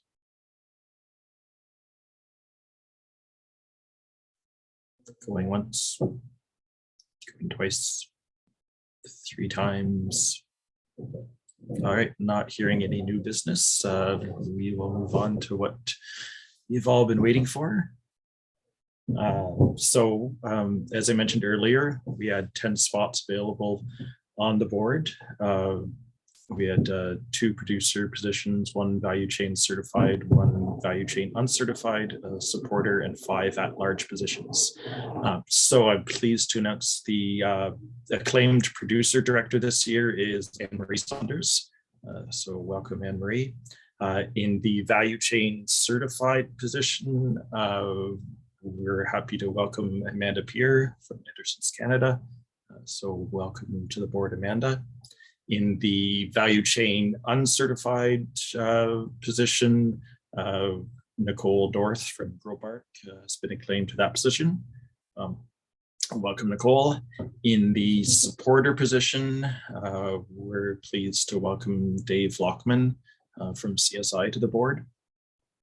And then in our directors at large positions, those elected directors are Ruth Knight, David Kohlmeyer, Ben Cullen, Krysten Cooper, and myself, Rob Wallbridge. So welcome back to Ruth and David and Ben and Krysten. That is our board of directors for 2022. And I will also ask those folks if you can stay on the line following the adjournment. We'll just have a brief board meeting just to introduce and set the date, confirm the date for our next board meeting. Ruth is asking if the chart can be filled out in full. So maybe if somebody can, I'm not sure whether we can edit the edit that slide while it's still on the screen, but we'll get that edit worked after. right now in the background. All right. Thanks. And that leaves me blind. What's next on the agenda? Oh, maybe I will take this time then to climb up on my soapbox and say thank you to all my fellow board members, the staff and our volunteers and advocates for everything you've done over the last year. We've had a really committed, active board, and they've really contributed to the direction of the organization and helped raise the bar for how OCO functions as a professional organization, through the committees and other work we've done. So I really appreciate that. Carolyn, you continue to amaze me and impress me as our executive director. It makes my job as president pretty easy. I really feel like I'm just kind of an initial sounding board for your ideas. And so someone to say, sounds great, let's go for it. And then you make it happen. So I really appreciate everything you've done. Carolyn has also assembled an incredible group of staff members, many of whom you've met today during the meeting. Our organization has historically been and continues to be, as you've seen, very reliant on project-based funding. So recruiting staff is a big challenge, and maintaining these staff over the long term is an even bigger challenge due to the way a lot of these funding programs are structured. So I'm just, so impressed and grateful to our staff members. They come on board knowing that long-term job security is doubtful, but they dive in and really become experts in their position, become knowledgeable and passionate about the work that we're doing as an organization, and so they really go above and beyond. I just want to really express our gratitude on behalf of all the board for the work that they do. And I think that if we're going to continue to grow and prosper as an organization and as a sector as a whole, we really need to find ways to create long-term sustainable career opportunities for young people. There's a huge opportunity here to advance organics by tapping into the ideas and talents of the next generation. And so, I'd really encourage everybody to think of ways that we can support the Organic Council and all of our individual businesses in doing that. So thank you. Are we ready to, oh, okay. I guess, Krysten, are you up now? Yeah, before we close up for the day, we would be remiss in not also thanking you, Rob. So Krysten, I think you're joining here. I am. I'm here, and I get the fun stuff. Rob has stewarded this board for the past 3 years, and so I just wanted to take a minute to thank him. I mean, I won't go all the way back to his early days in the Ottawa Valley as a young boy, riding his bike and all that kind of stuff. But He did join us in 2016. Sorry, I'm on a train. If you can hear the conductor in the background. Sorry, guys. Just give that a minute to pass. 5-6 minutes. We're going to be delayed for those who are catching up on my train journey. Oh, it's in French. I'm so sorry, guys. This is your moment to grab a glass of water. I need some good hold music.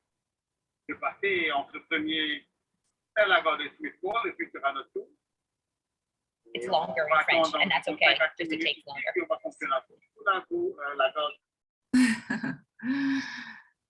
Okay, we're through that. I wanted to say thank you to Rob. Rob has been a member of the Organic Council Board since 2016, and for the past 3 years has served as our president. He's stepping down after this AGM, but his contributions will certainly carry on through the work that that will build on the legacy that he's created. So on behalf of myself, the board, our staff team, I want to thank Rob for those contributions. You know, I think in his time as president, Rob has brought a real thoughtfulness to everything he does. He's really guided the board and the staff team with this very calm, steady presence and a really supportive approach. And I think that's, you know, been a really nice way to create a very inclusive environment and it really allow us to focus on kind of the state of organics and the current needs, and the wealth of knowledge that he's brought to the conversation has definitely helped us progress in our mandate. So Rob, thank you for all of that. I know that I've really appreciated your approach, and the rest of the team has really felt valued and respected through working with you. So I think that will live on even as you step down as president. The organic community is certainly stronger as a result of what you've given to us. So thank you. You leave big shoes to fill, but we're glad that you're staying on as an active board member, and your contributions will continue to be felt. Thank you. Thanks, Krysten. I really appreciate that. And yeah, I won't be going far, but it will be nice to turn over the reins to the next president of the organization. And I think that unless there's anything else, I think that calls our AGM to a close. And thank you, everybody, for joining us today. Again, it's been a really interesting morning through the presentations and through the discussion, and really appreciate everybody spending some time with us. Hopefully next year we'll be able to do a bit of a hybrid version and then have an in-person as well as a virtual AGM. So again, I'll just ask the board members to stick around for a couple minutes, and everybody else, yeah, please stay healthy, and we'll catch up again soon. Thanks, everyone.